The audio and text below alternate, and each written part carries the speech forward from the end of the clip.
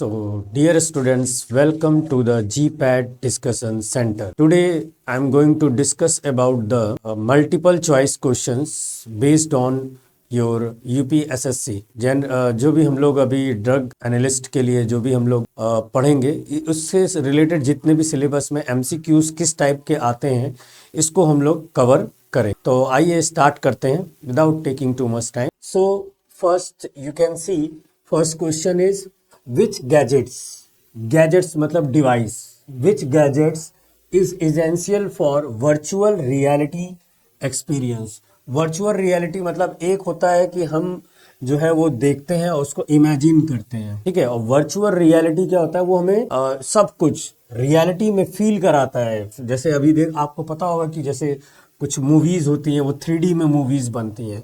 अब वो 3D में जो मूवीज बनती हैं उसको आप नॉर्मली आईज से अगर देखेंगे तो आपको इतना क्लियर नहीं लगेगा, और लेकिन उसके लिए हमको अगर वो 3D मूवी को देखना है हर एंगल से वो कैसा दिखता है, तो उसके लिए हमें एक डिवाइस की जरूरत पड़ती है। और उसके लिए हमारे पास एक डिवाइस है जिसका नाम है VR headset, VR virtual reality headset. ये एक हेडसेट होता है जिसको हम वियर करते हैं और 3D मूवीज 3D कंटेंट को देखने के लिए हम लोग इसको यूज करते हैं। क्योंकि आप भी समझ सकते हैं कि स्मार्ट वॉच से तो हम देख नहीं सकते वर्चुअल रियलिटी, ठीक है। प्रोजेक्टर से भी हम नहीं देख सकते हैं रियलिटी में, जो फील नहीं कर सकते हैं। ये तो पढ़ाने के लिए काम आता है। और फिटनेस ट्रैकर भी अलग होता है, ठीक है, ये फिटनेस आपके बताएगा। तो यहाँ पे करेक्ट आंसर होगा वर्चुअल हेडसेट, VR हेडसेट, जो एक डिवाइस है और जो किस टाइप का दिखता है वो आप देख सकते हैं, ठीक है। ये आपको इस तरह से ये डिवाइस दिखेगी और यहाँ पे आपको ये पूरा वियर करना होगा और आप पूरा 3D का एनवायरनमेंट 3D में कैसा दिखता है वो आप इस पे देख सकते हैं। तो this is called a virtual reality. Okay, let's talk about the next question. What is the primary function of router. Router किसे कहते हैं? आपने देखा होगा अगर हम कभी भी इंटरनेट लगाते हैं तो एक डिवाइस मिलती है जिसमें 2 एंटीने लगे होते हैं, ठीक है। वो उसका काम क्या होता है? उसका काम होता है इंटरनेट एक्सेस प्रोवाइड करना, ठीक है। उसका काम क्या होता है? इंटरनेट एक्सेस प्रोवाइड करना। तो आइए यहाँ पे देखते हैं प्रिंटिंग डॉक्यूमेंट। तो प्रिंटिंग के लिए तो हमें प्रिंटर चाहिए, ठीक है। Connecting devices to the network, yes this one is correct answer, because उसका काम है नेटवर्क प्रोवाइड करना। और नेटवर्क जो प्रोवाइड करेगा वो आप अपने मोबाइल में वाईफाई से उसके नेटवर्क को एक्सेस कर सकते हैं। लैपटॉप में है तो लैपटॉप में वाईफाई से लगा सकते हैं, वायर से कनेक्ट कर सकते हैं। तो इसका काम है इंटरनेट को एक्सेस देना, इंटरनेट को डिस्ट्रीब्यूट करना। तो जितनी भी डिवाइसेस हैं वो उससे राउटर से कनेक्ट होते हैं। तो राउटर का काम है कनेक्टिविटी प्रोवाइड करना। सो कनेक्टिंग डिवाइसेस और द नेटवर्क। डिस्प्लेइंग इमेज ये कर नहीं सकता राउटर क्योंकि इंटरनेट प्रोवाइड कर रहा है ये, ठीक है। स्टोरिंग फाइल्स ये भी इसका काम नहीं, ये इस डिवाइस का काम है सिर्फ इंटरनेट प्रोवाइड करना, ठीक है। So correct answer is connecting devices. ये कुछ इस तरह से आपको दिखेगा, आप देख सकते हैं स्क्रीन पे, ये राउटर है। अगर हम जब भी कहीं भी, आप इतना तो कॉमन हो चुका है, आप कहीं भी देखते होंगे इंटरनेट लगा हुआ है जो ऑप्टिकल फाइबर के थ्रू जो भी लगा हुआ है, जो जियो फाइबर हो गया, एयरटेल फाइबर हो गया, उन वो सब अगर आप उनकी सर्विस लेते हैं तो आपको ये कुछ इस तरह से एक एंटीना मिलेगा, राउटर मिलेगा। एक राउटर वो लोग देते हैं, ठीक है, और उसको वायर से कनेक्ट कर देते हैं ताकि घर में जितने भी लोग हैं वो इससे कनेक्टिविटी कर सके। तो घर में जितने भी लोग हैं वो वाईफाई इसमें होता है, वाईफाई से कनेक्ट कर सकते हैं, वायर भी होता है, दोनों ऑप्शंस होते हैं, ठीक है। So this one is a router. Okay, let's talk about the next question. Which of the following device is used for smart home automation? मतलब स्मार्ट होम, अब स्मार्ट होम हो गया, इसका मतलब है स्मार्ट जैसे ही लगा इसका मतलब कोई डिवाइस यूज की जा रही है। होम स्मार्ट का मतलब जैसे स्मार्ट सिटी बोलते हैं, तो यहाँ पे हम लोग पूरा डेवलप हो जाता है, वो वर्चुअल मतलब रियलिटी कुछ और होती है और उसको चेंज किया जाता है, ठीक है। तो वैसे ही स्मार्ट लग जाने का मतलब यहाँ पे सेंस स्मार्ट का ये होता है कि हम उसको डिजिटली जो है वो कंट्रोल कर रहे हैं। तो आइए देखते हैं इसमें क्या ऑप्शन होना चाहिए। स्मार्ट थर्मोस्टेट, तो ये एक थर्मोस्टेट एक डिवाइस होती है। थर्मो का काम क्या है? जो कंट्रोल करता है टेम्परेचर। थर्मो का काम क्या है? टेम्परेचर। तो हॉट टेम्परेचर को भी कंट्रोल करने का काम करता है और जो है कूल टेम्परेचर को भी कंट्रोल करने का काम करता है। तो द करेक्ट आंसर इज, क्योंकि होम में अगर आप टेम्परेचर कंट्रोल कर रहे हैं तो स्मार्ट डिवाइस है आपके पास, ठीक है। तो इसका काम है, स्मार्ट थर्मोस्टेट का काम है टेम्परेचर को टेम्परेचर को कंट्रोल करना, ठीक है। ग्राफिक्स टैबलेट, ग्राफिक्स टैबलेट का मतलब टैबलेट के अंदर आप पिक्चर देख सकते हो, इससे कोई रिलेशन नहीं स्मार्ट होम से, ठीक है। वेबकैम, वेबकैम का काम क्या है, कैमरा लगा हुआ है, आप उससे कम्युनिकेट कर सकते हो, आप वो कर सकते हो फोटो। तो यहाँ पे स्मार्ट होम नहीं बोला जाएगा, ये स्मार्ट कैमरा है, ये तो उसको लिए छोड़िए। फिर हमारे पास bar code scanner, bar code scanner किस काम में आता है, किसी भी प्रोडक्ट पे स्कैन करके और उसकी डिटेल हम निकाल सकते हैं, ठीक है। बार कोड स्कैनर एक रीडर आता है जिससे हम स्कैन करते हैं। तो करेक्ट आंसर क्या होगा, the correct answer is, okay, the correct answer is smart thermostat. Why? Because it controls the temperature. ये एक ऐसी डिवाइस है, थर्मोस्टेट का मतलब यहाँ पे जहाँ पे कूलिंग और हॉट से रिलेटेड, टेम्परेचर से रिलेटेड होता है काम, ठीक है। Now let's come to the answer. The correct answer is smart thermostat. Okay. Now you can see how it's look. तो this look like this.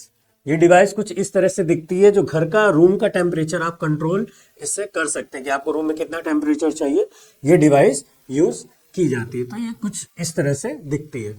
Okay, now let's talk about the which, next question, which gadgets, gadgets मतलब device, gadgets is commonly used in presentation to control slides. इसमें से slide को control, जैसे मान लीजिए अगर आप ऑनलाइन स्लाइड देख रहे हैं और आप जो है प्रेजेंटेशन देख रहे हैं, तो आपको उसके लिए एक डिवाइस मिलती है जिससे आप स्लाइड को अप डाउन ऐसे कर सकते हैं। कुछ इस टाइप से आपको एक डिवाइस दिखेगी, ठीक है। तो इस तरह से एक डिवाइस होगी जिससे आप अप डाउन कर सकते हैं। तो ये आपका क्या होता है, तो आइए देखते हैं कैसी डिवाइस है। स्टाइलस पेन, स्टाइलस पेन क्या होता है, लिखने के काम आता है, ठीक है।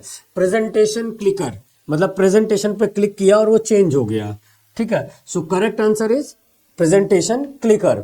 और क्या है, बार कोड स्कैनर हो नहीं सकता क्योंकि ये इस प्रेजेंटेशन से इसका कोई रिलेशन नहीं है। बार कोड स्कैनर क्या होता है, प्रोडक्ट की डिटेल को निकालने के लिए होता है, प्रोडक्ट की प्राइस कितनी है, मैन्युफैक्चरर कौन है, ये सारी डिटेल के लिए हम लोग करते हैं। एक्सटर्नल हार्ड डिस्क ये स्टोर करने के काम आता है। The correct answer is presentation clicker. तो ये हमारे पास इस डिवाइस को हम लोग बोलते हैं प्रेजेंटेशन क्लिकर, जिससे हम स्लाइड को चेंज कर सकते हैं, ठीक है। Now let's talk about the correct answer is presentation clicker and you can see this one is a device. अभी मैंने आपको दिखाया, तो इस तरह से आप इस डिवाइस से कंट्रोल कर सकते हैं कि किस स्लाइड पे, किस इमेज पे आपको जाना है, ठीक है। Okay, now next question, what is the main feature of e reader. E reader मतलब होता है electronic reader, e reader means electronic reader. और इलेक्ट्रॉनिक रीडर का काम क्या होता है, किस, इलेक्ट्रॉनिक का मतलब ऐसी डिवाइस जो इलेक्ट्रॉनिक के थ्रू चल रही है, मतलब जो है इलेक्ट्रिसिटी के थ्रू चल रही है। अब उस डिवाइस में आप उसको रीड कर पा रहे हो, रीड करने का काम कर रहा है, ठीक है। और यहाँ पे बोला गया फीचर ऑफ ई रीडर, तो ई रीडर मतलब इलेक्ट्रॉनिक रीडर, तो उसको रीड करने के लिए क्या चाहिए, कोई डॉक्यूमेंट चाहिए, तो उसको डिजिटली वो रीड करेगा। तो आइए देखते हैं इसमें क्या होना चाहिए। म्यूजिक के लिए बिल्कुल नहीं है, ठीक है।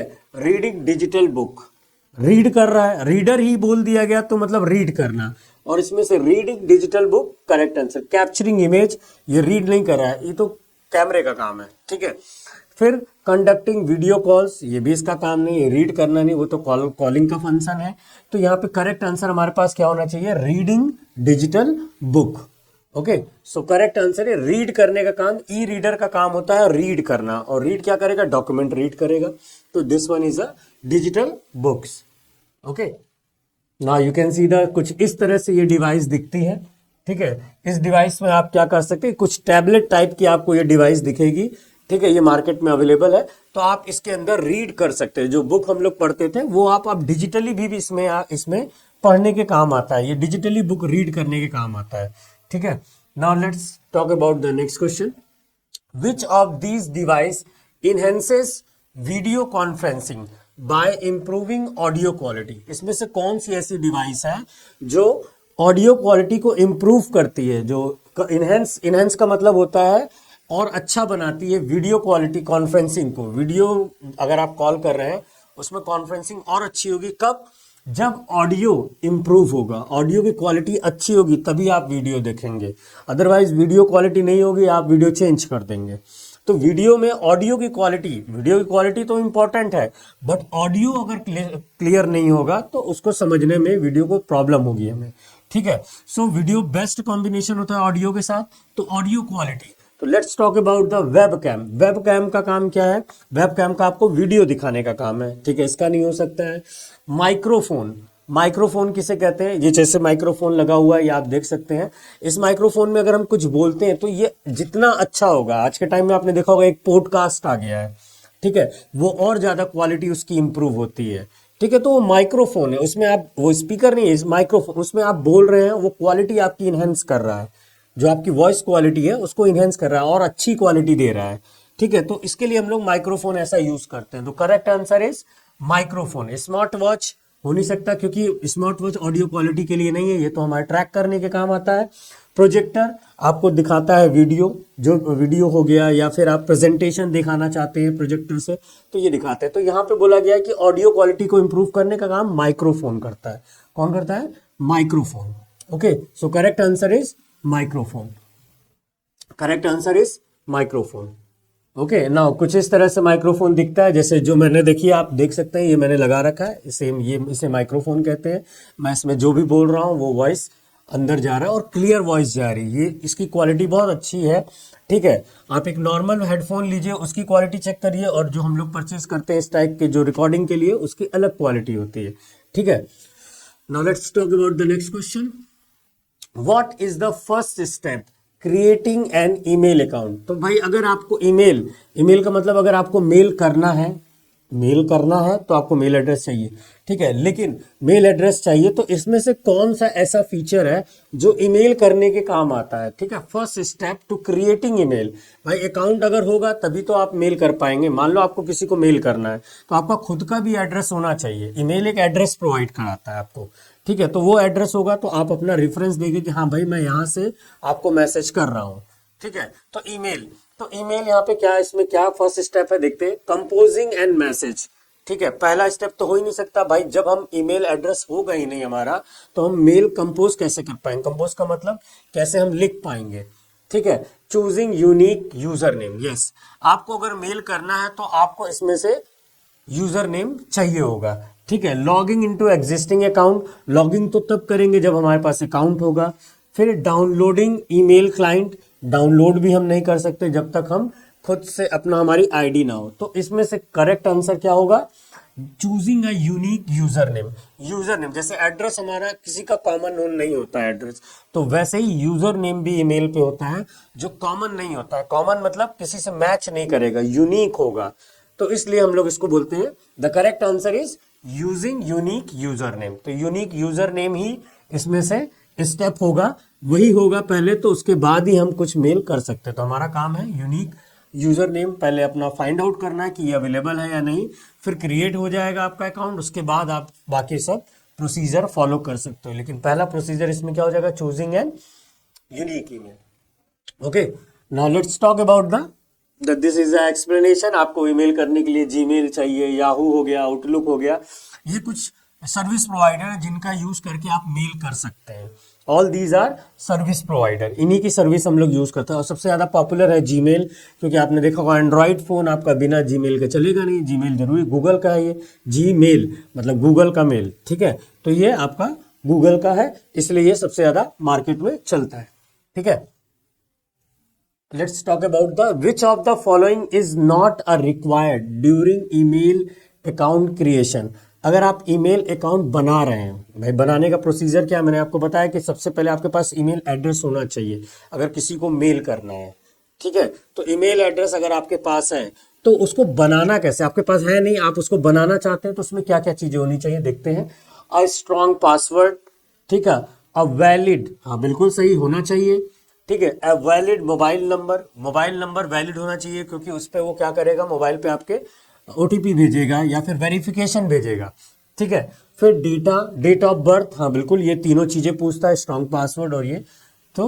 और सिग्नेचर आपसे ये नहीं पूछता है, क्या नहीं पूछता है? सिग्नेचर। तो ये होगा रॉन्ग आंसर, ठीक है, रॉन्ग आंसर। सो क्या पूछा कि नॉट रिक्वायर्ड, तो सिग्नेचर आपसे नहीं पूछता है, इसलिए the correct answer is, you can C, correct answer is this one. बाकी सब जो है वो है और ये रिक्वायर्ड नहीं है, इसलिए ये करेक्ट आंसर दो। Correct answer is this one is a correct answer. Okay, signature नहीं चाहिए उसको, सिग्नेचर नहीं चाहिए, स्ट्रॉन्ग पासवर्ड चाहिए, mobile number, date of birth, लेकिन सिग्नेचर उसको नहीं चाहिए। तो इसमें से बोला कौन सा रिक्वायर्ड नहीं है।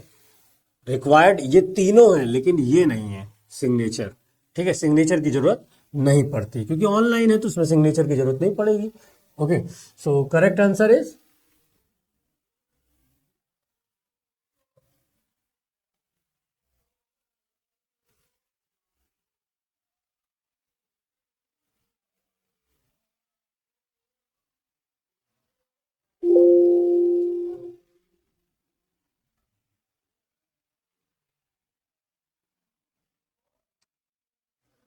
ओके। तो correct answer is signature file. ये इसमें से सब कुछ रिक्वायर्ड है, सिर्फ सिग्नेचर आपका रिक्वायर्ड नहीं है during email creation. Okay, so you can see here signature is not required, as I said. Okay, let's talk about the what is the primary purpose of recovery email. आपको recovery किसे कहते हैं पहले ये समझना है। मान लीजिए आप पासवर्ड भूल गए, ठीक है, पासवर्ड आप भूल गए, तो आप चाहते हो कि ईमेल आपका एड्रेस जो है दोबारा से रिकवर हो जाए, आपको नया ना बनाना पड़े। आपके पास ईमेल आईडी है, आप पासवर्ड भूल गए हो, तो आपको उसको रिकवर करोगे, अपनी ईमेल को रिकवर करना है। और रिकवर उसे ही बोलते हैं कि आपने भूल गए हो, फॉरगेट हो गया, आप उसको दोबारा से यूज करना चाहते हो, नहीं बनाना नहीं चाहते हो। तो आइए देखते हैं इसमें से कौन सा फीचर हम लोग यूज करेंगे। ठीक है, सो हम लोग यूज करेंगे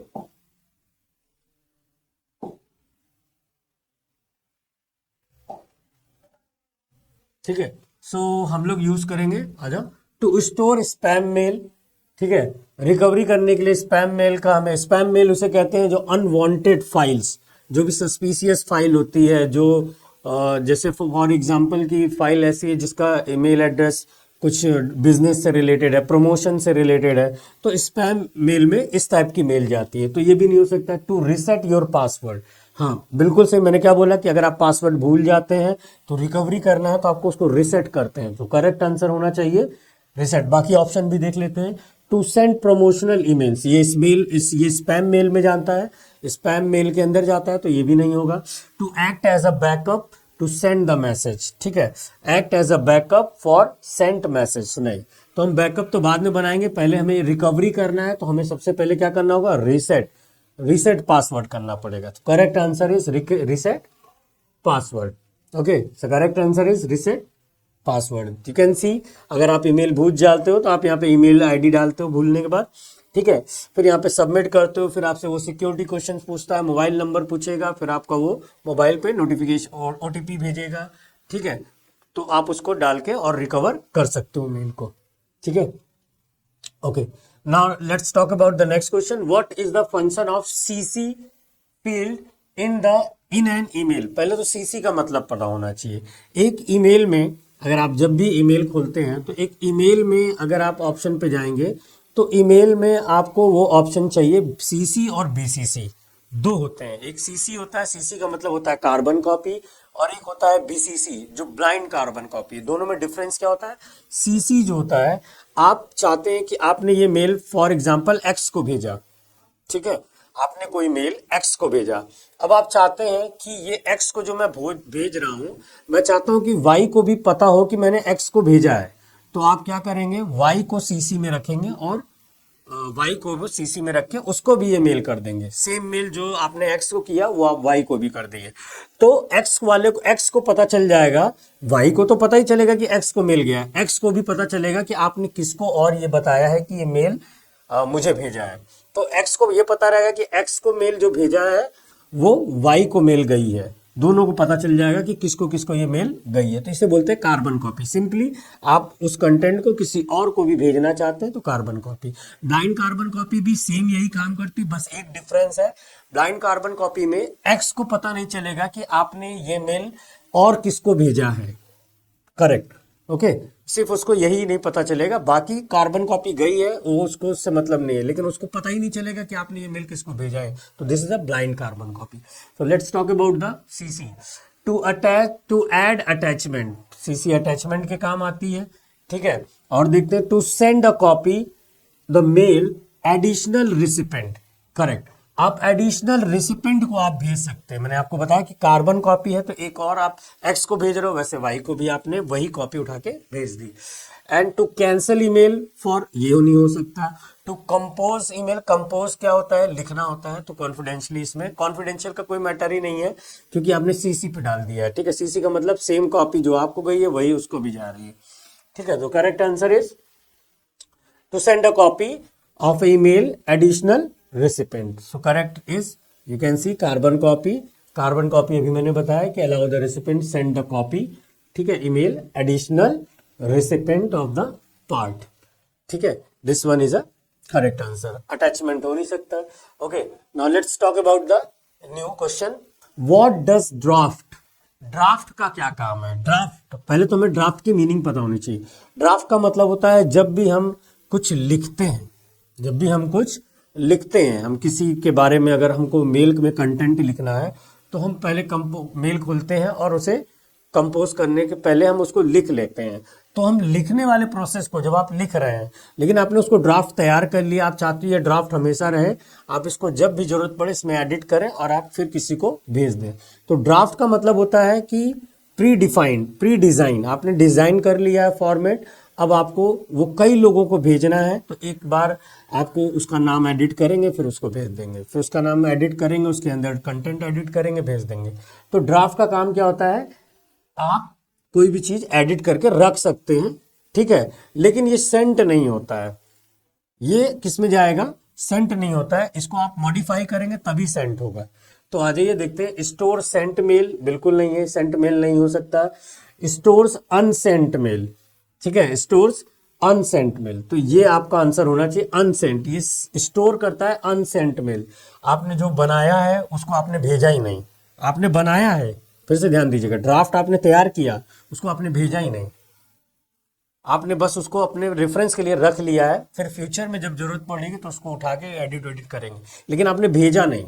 तो इसे हम लोग बोलते हैं स्टोर अनसेंट ईमेल, ठीक है। स्टोर जंक मेल नहीं हो सकता, स्टोर डिलीटेड मेल नहीं हो सकता, जंक का मतलब खराब मेल नहीं है में आएगा, और ये तो correct answer is stores unsent mail. Okay, कुछ इस तरह से आपको ये ड्राफ्ट का ऑप्शन मिलेगा, जहां पे आप देखिए इनबॉक्स क्या होता है, इसके अंदर जो भी मेल हम करते हैं, जो भी मेल हमको रिसीव होती है वो होती है। स्टार्ड मेल क्या होती है, इंपॉर्टेंट मेल, अगर आपने कोई इंपॉर्टेंट मेल कर रखा है तो उसके स्टार लगा सकते हैं आपकी, वो इन फ्यूचर आप उसको यूज कर सकें। फिर आपके पास क्या होता है, स्नूज होता है, ये आपको टाइमिंग के अकॉर्डिंग आप उस मेल को रिमाइंडर करना चाहते हो, रिमाइंडर के लिए यूज होता है। इंपॉर्टेंट मेल भी कुछ ऐसी मेल होती है जो आपकी मेल आ रही है, आपने उस कैटेगरी को इंपॉर्टेंट बना दिया तो वो अपने आप कैटेगरी इंपॉर्टेंट मेल में आएगी, आप उसको सेव भी कर सकते हैं फोल्डर में। फिर हमारे पास सेंट होता है और ड्राफ्ट होता है जो अनसेंट है, ड्राफ्ट जो होगा वो अनसेंट है।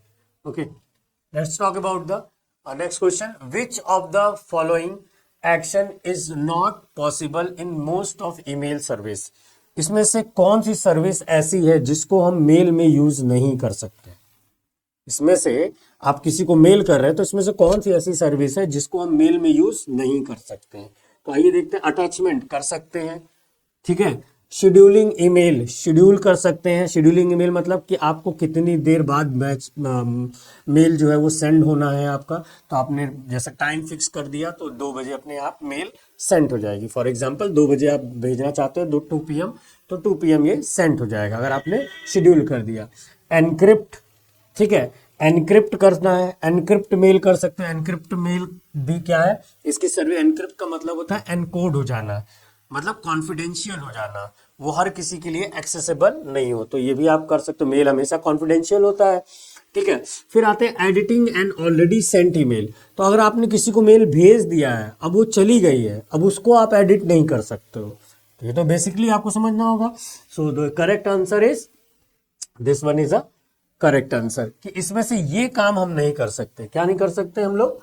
ये वाला काम नहीं कर सकते। कौन सा? Editing and already sent. इसका मतलब है जो मेल चला गया उसको आप एडिट नहीं कर सकते। Okay, so the correct answer is editing and already sent email. Okay, now you can C same explanation. End encryption is a feature, secure करने के लिए होता है, ठीक है, ये भी कर सकते हैं, शेड्यूल कर सकते हैं, अटैच कर सकते हैं, ठीक है। Okay, what is the purpose of spam और जंक फोल्डर? जंक और स्पैम फोल्डर का काम क्या होता है, पहले तो ये समझना है। स्पैम मैंने आपको बताया कि जो भी मिलेशियस मतलब जिसका कंफर्म नहीं है कि ये सेंडर कंफर्म नहीं है, या प्रमोशनल मेल हो गया, सेंडर कंफर्म नहीं है, कंटेंट नहीं है उसके अंदर, उसने ऐसे भेज दिया, अटैचमेंट लगा के भेज दिया, तो ये सारी मेल कहाँ पे जाती है, जैसे भी मतलब उसको फिल्टर लगा होता है हमारे मेल में कि इस तरह की मेल अगर आती है जिसके अंदर कुछ ना कुछ कमियां हैं, तो वो कहाँ पे जाएगी, स्पैम मेल में आएगी। ठीक है, तो आइए देखते हैं क्या पर्पस है इसका। What is the purpose of spam mail और junk folder? To store important file. बिल्कुल नहीं भाई, वो खराब है तो इंपॉर्टेंट कैसे हो गई, मतलब वो सही नहीं है मेल, ठीक है, तो इंपॉर्टेंट नहीं होगी, बिल्कुल सही। ठीक है, टू आर्काइव ओल्ड ईमेल, पुरानी ईमेल को उसमें आप ढूंढ सकते हैं। जब उसके अंदर खराब मेल जा रही है, जब उसके अंदर अनवांटेड मेल जा रही है, तो आप उसमें ये यूज कर ही नहीं सकते हो, ये भी नहीं हो सकता। टू होल्ड सस्पिशियस और अनसॉलिसिटेटेड मेल्स। अब ध्यान दीजिए, सस्पिशियस वर्ड यूज कर लिया गया। सस्पिशियस मतलब डाउटफुल, सस्पिशियस मतलब डाउटफुल, और डाउट कब होगा, जब मेल में कुछ ना कुछ प्रॉब्लम होगी। So the correct answer is the hold, to hold suspicious mail. To save deleted email, deleted email तो डिलीट वाले फोल्डर में जाएगा ना, इसमें कहा जाएगा, तो इसमें सिर्फ वही जाता है जो डाउटफुल हो, तो यहाँ पे सस्पिशियस, तो correct answer is to hold suspicious, तो करेक्ट आंसर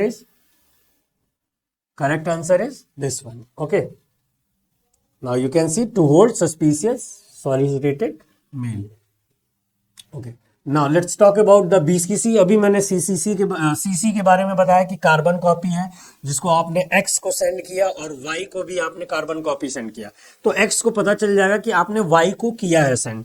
लेकिन BCC में क्या है, ब्लाइंड कार्बन कॉपी, और ब्लाइंड कार्बन कॉपी किसे कहते हैं, इसमें X को ये नहीं पता चलेगा कि आपने Y को भी सेंड किया है।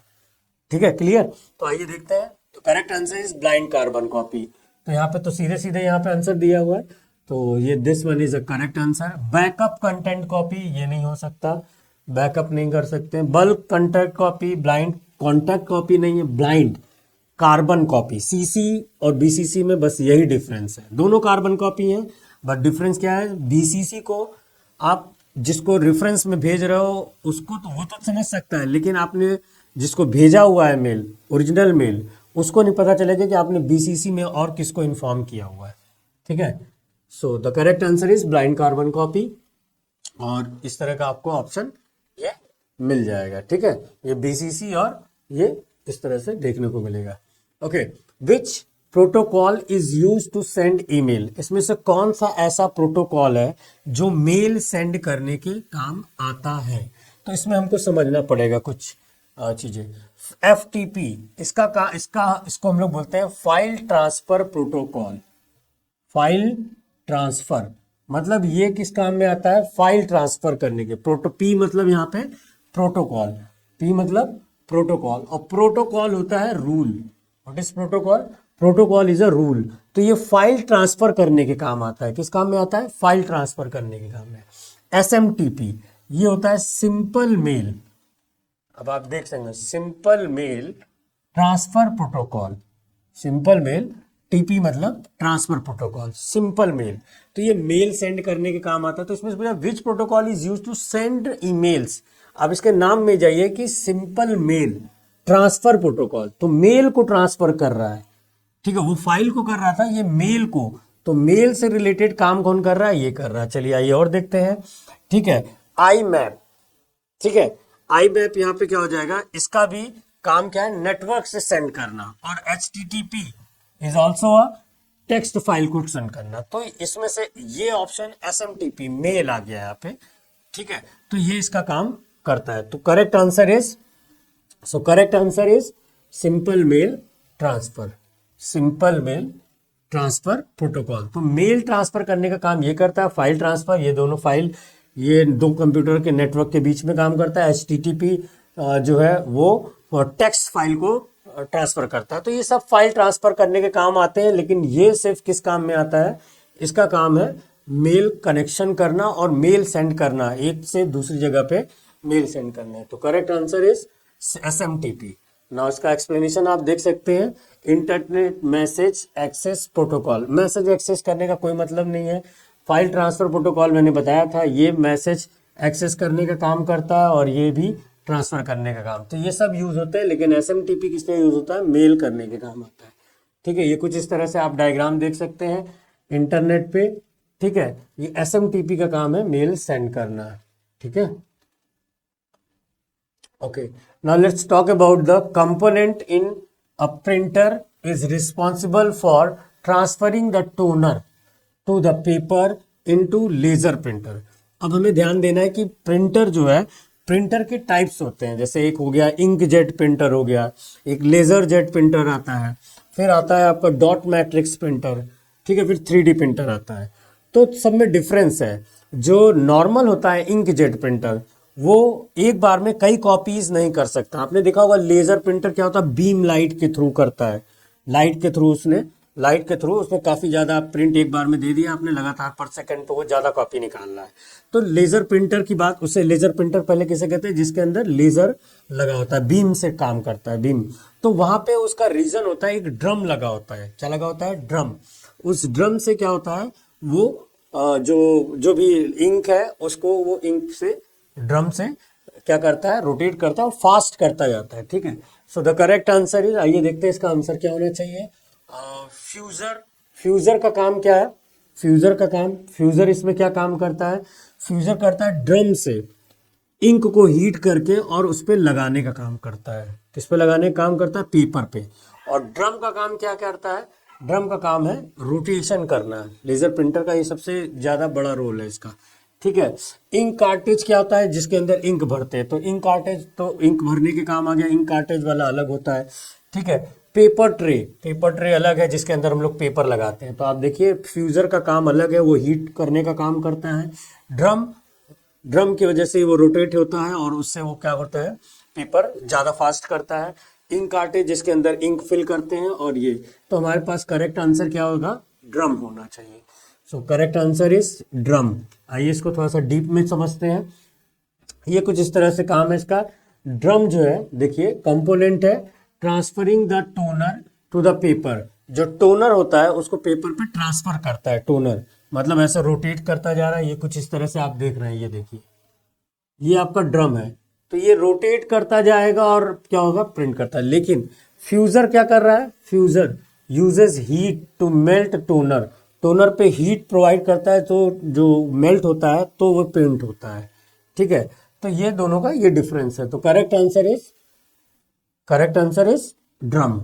ओके, ये ड्रम आप देखिए, ये ड्रम है आपका, ये कुछ इस तरह से ड्रम है, ये ऐसे रोटेट करता रहेगा और प्रिंट होता रहेगा। ठीक है, okay, what is the primary function of fuser? अभी मैंने डिस्कस किया, फ्यूजर का प्राइमरी फंक्शन क्या है? To transfer the toner to the drum. ठीक है, to bond the toner to the paper using heat technology. अभी मैंने बताया कि हीट करता है। फ्यूजर का काम क्या है? फ्यूज करना, मतलब हीट करना। वो टोनर को हीट करता है और हीट करने के बाद वही प्रिंट होता है। तो कभी भी आप देखिएगा पेपर जब प्रिंट होकर निकलता है तो वो थोड़ा हॉट होता है। ठीक है, थोड़ा गर्म होगा। तो इस तरह से आपको समझ में आ जाएगा कि वो जो हीट टोनर है, ये काम फ्यूजर का है, वो हीट कर दिया टोनर जब उस पर लिखता जाएगा।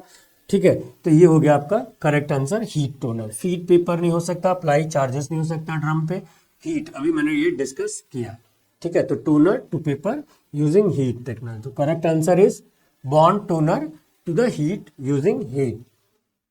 आइए, ये है फ्यूजर का काम। ठीक है, अब आइए, विच technology is primarily used in tablet for screen interaction. Screen से इंटरेक्ट करना है। आप टैबलेट आपने, जैसे मोबाइल होता है उससे थोड़ा साइज में बड़ा होगा, टैबलेट बड़ा होता है, तो उसमें आप भी टच करते हैं। ठीक है, आप देखते हैं उसमें से कौन सा टच काम करता है। तो रेजिस्टिव टच क्या होता है? ये पहले के टेक्नोलॉजी में यूज किया जाता है कि मल्टीपल टच आपने कर दिया, काम नहीं करेगा। ठीक है, लेकिन अभी आपने देखा कहीं से भी टच करिए वो वर्क करेगा, टच स्क्रीन है। तो ये आपका कैपेसिटिव टच। कैपेसिटिव मतलब ये आपका करेक्ट आंसर हो जाए, क्योंकि वो वहां पे आप टच कर रहे हो, तुरंत इंटरेक्ट कर रहा है, रिस्पॉन्स कर रहा है। इंफ्रारेड सेंसर क्या होता है? इसका काम क्या होता है कि जो आसपास की फाइल होती है, आसपास का जो डिवाइस है उससे आप रेस के थ्रू भेजते हो, तो ये भी नहीं हो सकता है। और मैकेनिकल बटन, इसका भी कोई रोल नहीं है। तो यहाँ पे मैकेनिकल बटन वटन से हमें मतलब, हमें स्क्रीन की बात कर रहा है, तो स्क्रीन दो ही हो सकती है, रेजिस्टिव और कैपेसिटिव। तो यहाँ पे कैपेसिटिव जो टच है वो ज़्यादा रिस्पॉन्सिबल है इसमें। ठीक है, आइए इसको देखते हैं। The correct answer is capacitive touch. Now you can see here capacitive touch, कि आपने टच किया और वो प्रॉपर रिप्लाई कर रहा है। देखिए, primarily use to modern tablet, screen interaction के काम आता है, डिटेक्ट इलेक्ट्रिकल चार्जेस। ठीक है, responsive and precise touch, responsive and precise touch, आपने जो भी जहां पे टच किया है उसको वो प्रिसाइज वे में उसका आपको रिप्लाई रिस्पॉन्स दे रहा है। रेजिस्टिव टच क्या होता है? बेसिक डिवाइसेस में यूज, प्रेशर यूज किया जाता है, बहुत टच किया जाता है, उसको प्रेस किया जाता है, but does not support multi touch. Multi touch का मतलब होता है आप उसको एक से ज्यादा कई बार टच करना चाहें तो वो नहीं सपोर्ट करेगा। ठीक है, okay. Now let's talk about the new question, which mobile operating system is open source. तो हमको पहले ये समझना होगा कि ओपन सोर्स किसे कहते हैं। ओपन सोर्स किसे कहते हैं? तो ओपन सोर्स होता है, पहले तो आपको पता होना चाहिए, ओपन सोर्स होता है free software. Free software, software होता है ये, ठीक है, फ्री सॉफ्टवेयर, फ्री सॉफ्टवेयर, और मॉडिफिकेशन आप अपने अकॉर्डिंग कर सकते हो। तो आपने देखा होगा एंड्रॉइड में भी मॉडिफिकेशन आप कर सकते हैं, तो इसे बोलते हैं हम लोग फ्री सॉफ्टवेयर। फ्री होता है मतलब आप उसको अपने अकॉर्डिंग उसको आप जैसे स्क्रीन गार्ड लगा सकते हैं, चेंज कर सकते हैं, स्क्रीन सेवर लगा सकते हैं, ये सारी चीज़ें उसको अपने मॉडिफिकेशन कर सकते हैं कि एंड्रॉयड में ये ऐप इधर दिखना चाहिए, ये ऐप इधर दिखना चाहिए, तो अपने हिसाब से मॉडिफिकेशन कर सकते हैं।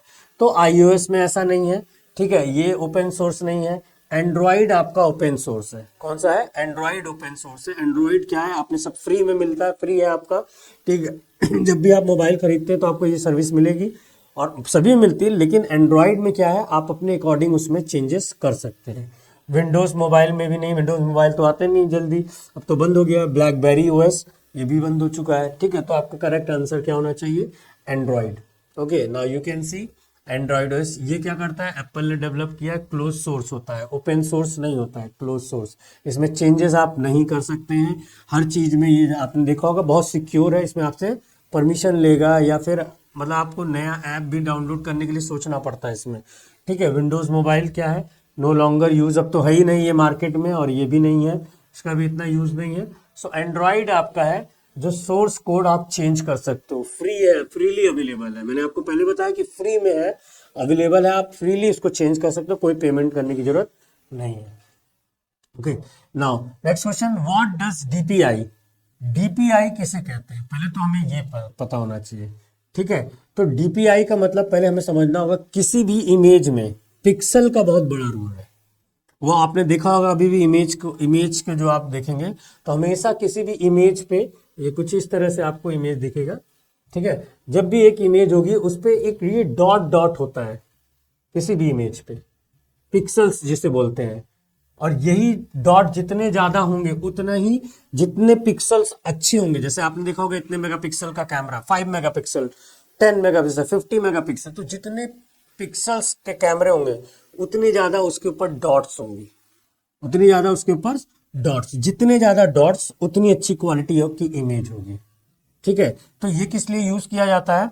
ये यूज किया जाता है इमेज के लिए। किसके लिए यूज किया जाता है? इमेज। और पिक्सल्स जो आप देखते हैं, जितना भी जूम करते जाएं और वो ब्लर ना हो, अगर आप इमेज को जूम कर रहे हैं ब्लर हो रहा है तो पिक्सल्स अच्छे नहीं है। तो जितने ज्यादा पिक्सल्स हैं उतना अच्छा इमेज है, और पिक्सल्स को हम डॉट बोलते हैं, पिक्सल्स को हम यहाँ पे क्या बोलते हैं? डॉट। तो आइए देखते हैं क्या आंसर होना चाहिए। तो डीपीआई क्या होगा? तो डीपीआई क्या होगा? डॉक्यूमेंट प्रिंटिंग इनपुट, बिल्कुल नहीं। Dots per inch, dots per inch, एक एक इंच पे आपका जो है डॉट्स होगा, ठीक है। Digital print integrity, data print integrity. तो correct answer is DPI is dots per inch, ठीक है। ये किस पर्पस के लिए हो जाता है? इमेज के पिक्सल्स के लिए। So correct answer is dot per inch.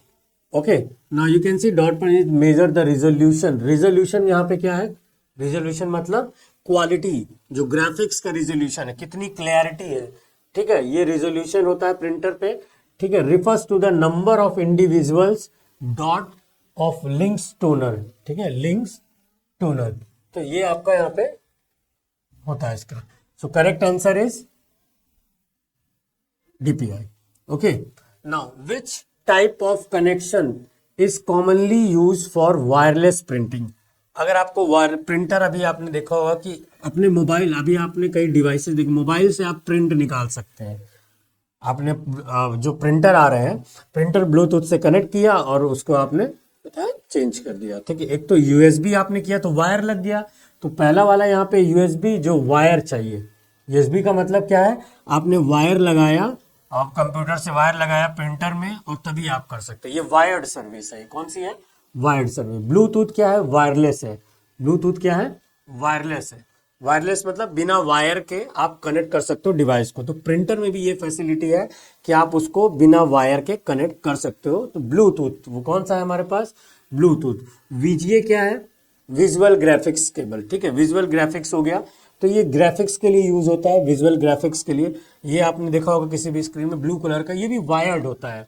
ये भी किस लिए यूज होता है? वायर्ड, कि आपने इसमें कनेक्ट कर दिया और आप पिक्चर जो है वो आप इसमें चला सकते हो। जैसे कंप्यूटर में क्या होता है, एक सीपीयू होता है, एक मॉनिटर होता है। तो सीपीयू हमेशा मॉनिटर से कनेक्ट होगा वीजीए केबल से, ठीक है, वीजीए केबल से। सीरियल पोर्ट किसे कहते हैं? सीरियल पोर्ट उसे कहते हैं जहां पे आप डिवाइस लगा रहे हो, जैसे पेन ड्राइव लगा रहे हो, आप यूएसबी पोर्ट लगा रहे हो, तो सीरियल पोर्ट भी कुछ इस तरह से होता है जिसके अंदर आप डिवाइस लगा रहे हो, ठीक है। तो इसमें से सब में सब वायर्ड है, ऑल आर वायर्ड। सिर्फ इसमें से कौन सा है? Bluetooth is a wireless technology. तो इसमें से कौन सा करेक्ट होना चाहिए? Commonly use for wireless printing, Bluetooth. So correct answer is Bluetooth, ठीक है। तो ये आप मोबाइल से, मैंने बताया कि मोबाइल से आप कनेक्ट कर सकते हैं प्रिंटर को और आप प्रिंट दे दीजिए, प्रिंट हो जाएगा। तो वायरलेस है, मोबाइल से आप जो कनेक्ट करें वायरलेस है। Okay, now what is the function of air print feature in mobile device. अब एयर प्रिंट, एयर का नाम दे दिया, मतलब वेस होनी चाहिए। एयर का नाम दे दिया, यहाँ पे वायर नहीं है, वायरलेस होना चाहिए। क्या होना चाहिए? वायरलेस। तो एयर का मतलब यहाँ पे वायरलेस होना चाहिए। तो आइए देखते हैं वायरलेस प्रिंटर इसमें क्या काम करता है। टू स्कैन डॉक्यूमेंट, स्कैन करने का काम प्रिंटर तो करता है नहीं, तो स्कैनर करता है, तो ये आंसर नहीं होना चाहिए। To print wirelessly without installing driver, yes, आप अपने मोबाइल से क्या कर सकते हैं? प्रिंट निकाल, आप मोबाइल से कनेक्ट करके और बिना सॉफ्टवेयर इंस्टॉल किए, आपको इंस्टॉल करने की जरूरत नहीं, आप बस कनेक्ट करिए प्रिंटर और सेंड कर दीजिए, ठीक है। तो ये करेक्ट आंसर होता है। टू सेव डॉक्यूमेंट, सेव करने का भी काम नहीं आता, हमें तो प्रिंट करना है, ठीक है। Share files via Bluetooth, file share भी नहीं करना, हमें प्रिंट करना है। तो यहाँ पे क्या है? तो प्रिंट, प्रिंटर का काम ही ये प्रिंट करना। तो भाई ये इसका करेक्ट आंसर है टू। तो correct answer is this one is a correct answer. So correct answer to print wirelessly without installing the. ये कुछ इस तरह से प्रिंटर आप देख रहे हैं, इसको आप मोबाइल से कनेक्ट कर लीजिए, ठीक है, उसको हम लोग बोलते हैं। Okay, now let's talk about the which of the which component in a tablet is primarily responsible for running applications. इसमें से कौन सा ऐसा कंपोनेंट है जो टैबलेट में एप्लीकेशन को रन करने के काम आता है? तो पहले तो ये समझना है कि जीपीयू क्या होता है, ठीक है। जीपीयू क्या होता है? ये ग्राफिक्स के लिए होता है। ग्राफिक्स का मतलब होता है क्या? ग्राफिक्स, ग्राफिक्स मतलब जो विजुअल्स है, मतलब इमेजेस हो गया, वीडियो हो गया, एनिमेशन हो गया। तो जीपीयू का काम क्या है? जो भी इमेजेस हैं, पिक्चर्स हैं, इनके लिए यूज होता है। तो जीपीयू तो नहीं हो सकता, क्योंकि क्या यहाँ पे दिया है? Primary response for running application, चलाना है उसको। तो एप्लीकेशन कोई भी हो सकती है, यहाँ तो हम जीपीयू किस लिए? ग्राफिक्स के लिए यूज कर रहे हैं, नहीं। तो अब आते हैं यहाँ पे बैटरी। बैटरी का काम क्या है? आपको बैकअप देना, ये भी नहीं हो सकता है, ठीक है। बैटरी का काम क्या है? बैकअप देना, ये भी नहीं हो सकता, ठीक है। CPU, central processing unit, CPU. तो सीपीयू का काम बहुत बड़ा है। जैसे रैम आपने सुना होगा, रैम का काम है, वैसे सीपीयू का सेंट्रल प्रोसेसिंग यूनिट, ठीक है। सीपीयू क्या है? ये आपका क्या करता है? कंट्रोल, सेंट्रल प्रोसेस करने का, प्रोसेसर। यहाँ पे लगा है प्रोसेसर, क्या लगा हुआ है? प्रोसेसर। और प्रोसेसर क्या करता है? आपके कंप्यूटर को मैनेज करेगा, मोबाइल को मैनेज करेगा, टैबलेट को मैनेज करेगा। तो इसलिए हम लोग इसको यूज करते हैं। तो करेक्ट आंसर क्या होना चाहिए? करेक्ट आंसर इज, ठीक है, सीपीयू। डिस्प्ले पैनल, ये भी नहीं होगा। तो correct answer is CPU. Okay, तो सीपीयू का हम सेंट्रल प्रोसेसिंग, मतलब ये प्रोसेसर जो है टैबलेट में रहना लगा होता है। जब भी हम कोई ऐप खोलते हैं वो सारे ऐप जो है, okay, correct answer is CPU. Let's talk about the next question. What is a common disadvantage of inkjet printers compare to laser printer?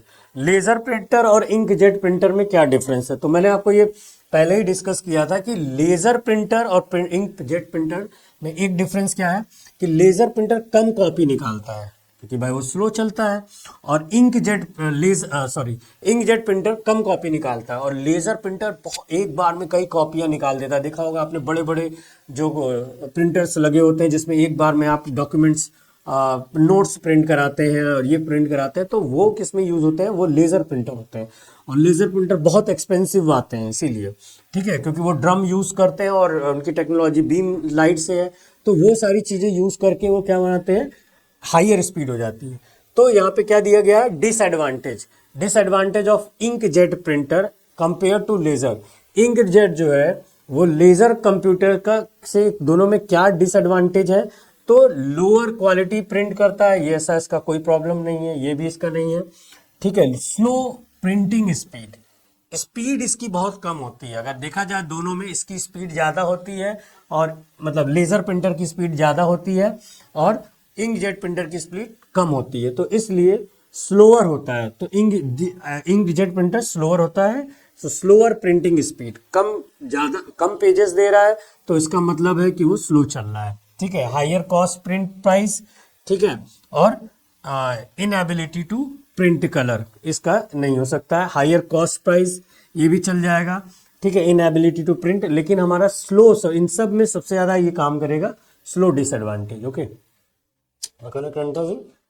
Slow, ये कुछ लेजर प्रिंटर इस तरह से आपको दिखता है, ठीक है। Now let's talk about the what is the role of NFC in mobile devices. NFC किसे कहते हैं? तो NFC है नियर फील्ड कम्युनिकेशन, ठीक है। नियर फील्ड मतलब ये ऐसी टेक्नोलॉजी है जिसके थ्रू आप दो मोबाइल को थोड़ा सा डिस्टेंस, कम डिस्टेंस पे रख के और फाइल को ट्रांसफर कर सकते हैं। दो डिवाइसेस को एक बगल में रख के और आप ट्रांसफर कर सकते हैं, तो इसे बोलते हैं NFC। नियर मतलब नियर हो गया यहाँ पे, मतलब पास कर रख के, पास रख के ट्रांसफर करने का काम आता है। तो आइए देखते हैं इसमें से कौन सा काम आएगा। So to connect to WiFi network, WiFi network से कनेक्ट करने का काम नहीं, क्योंकि दो मोबाइल को कनेक्ट कर रहा है, और शेयरिंग करने के लिए इसमें तो ये नहीं हो सकता है। To enable closer range data transfer, ठीक है। Closer range, close range, correct. Close range क्या होना चाहिए यहाँ पे? रोज मैंने आपको क्या बताया, दो डिवाइसेस को पास रख के नियर करके ट्रांसफर करते हैं, तो क्लोज रेंज। तो करेक्ट आंसर ये होना चाहिए। टू एक्सटेंड बैटरी लाइफ, इसका भी कोई वो नहीं है, मतलब बैटरी लाइफ बढ़ाने का कोई इसका कोई रोल नहीं है, क्योंकि वो तो शेयरिंग करने काम आ रहा है, ठीक है। To enhance signal strength for call, नहीं, कॉल से भी इसका कोई रिलेशन नहीं, इसका काम है ट्रांसफर करना फाइल को पास में रख के, नियर, ठीक है, नियर में रख के ट्रांसफर करना। So correct answer is to enable the close range. तो ये कुछ इस तरह से है, आप देख सकते हैं यहाँ पे। आप जो भी डिवाइसेस रखेंगे पास में, आप इसमें पेमेंट भी कर सकते हैं, ट्रांसफर के साथ साथ पास में रखिए उसके और पेमेंट कर सकते हैं। तो ये कुछ इस तरह की डिवाइसेस हैं जिससे आप यूज कर सकते हैं। Now let's talk about the what is the default extension.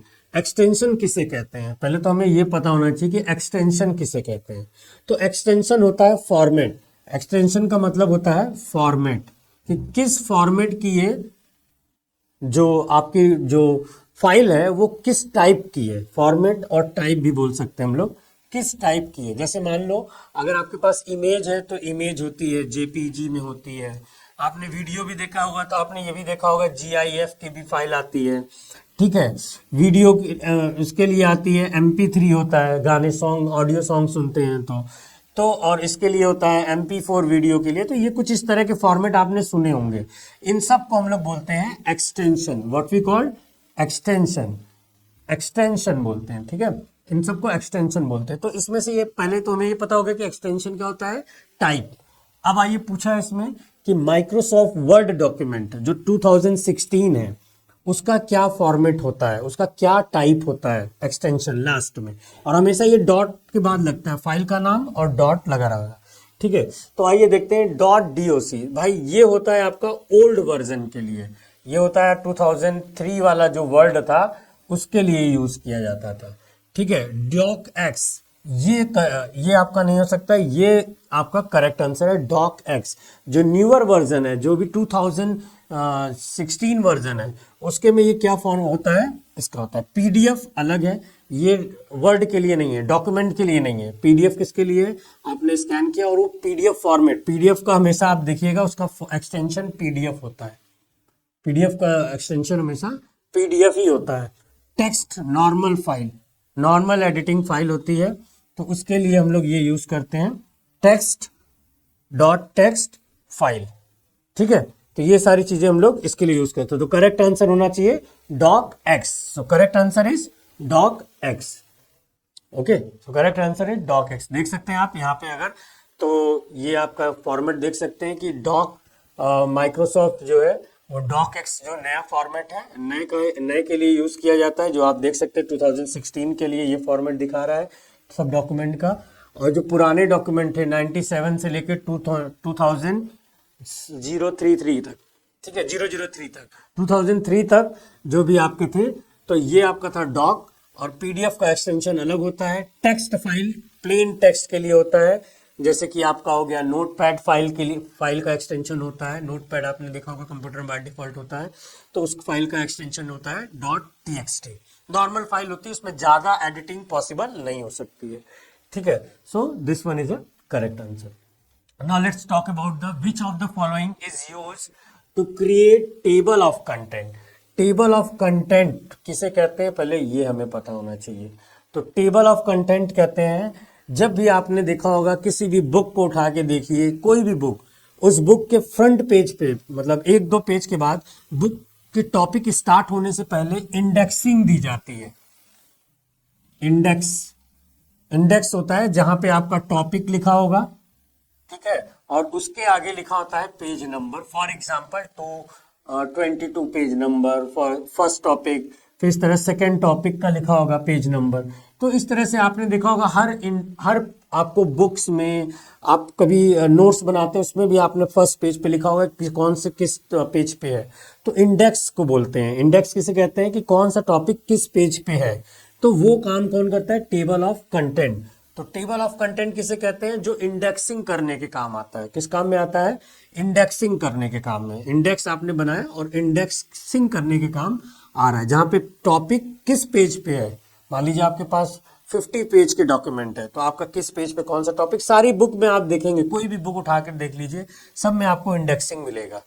ठीक है। तो ये हो गया आपका इंडेक्सिंग के लिए। अब देखते हैं इसमें से क्या ऑप्शन यूज करते हैं टेबल ऑफ कंटेंट के लिए। Mail merge. मेल मर्ज एक फीचर है।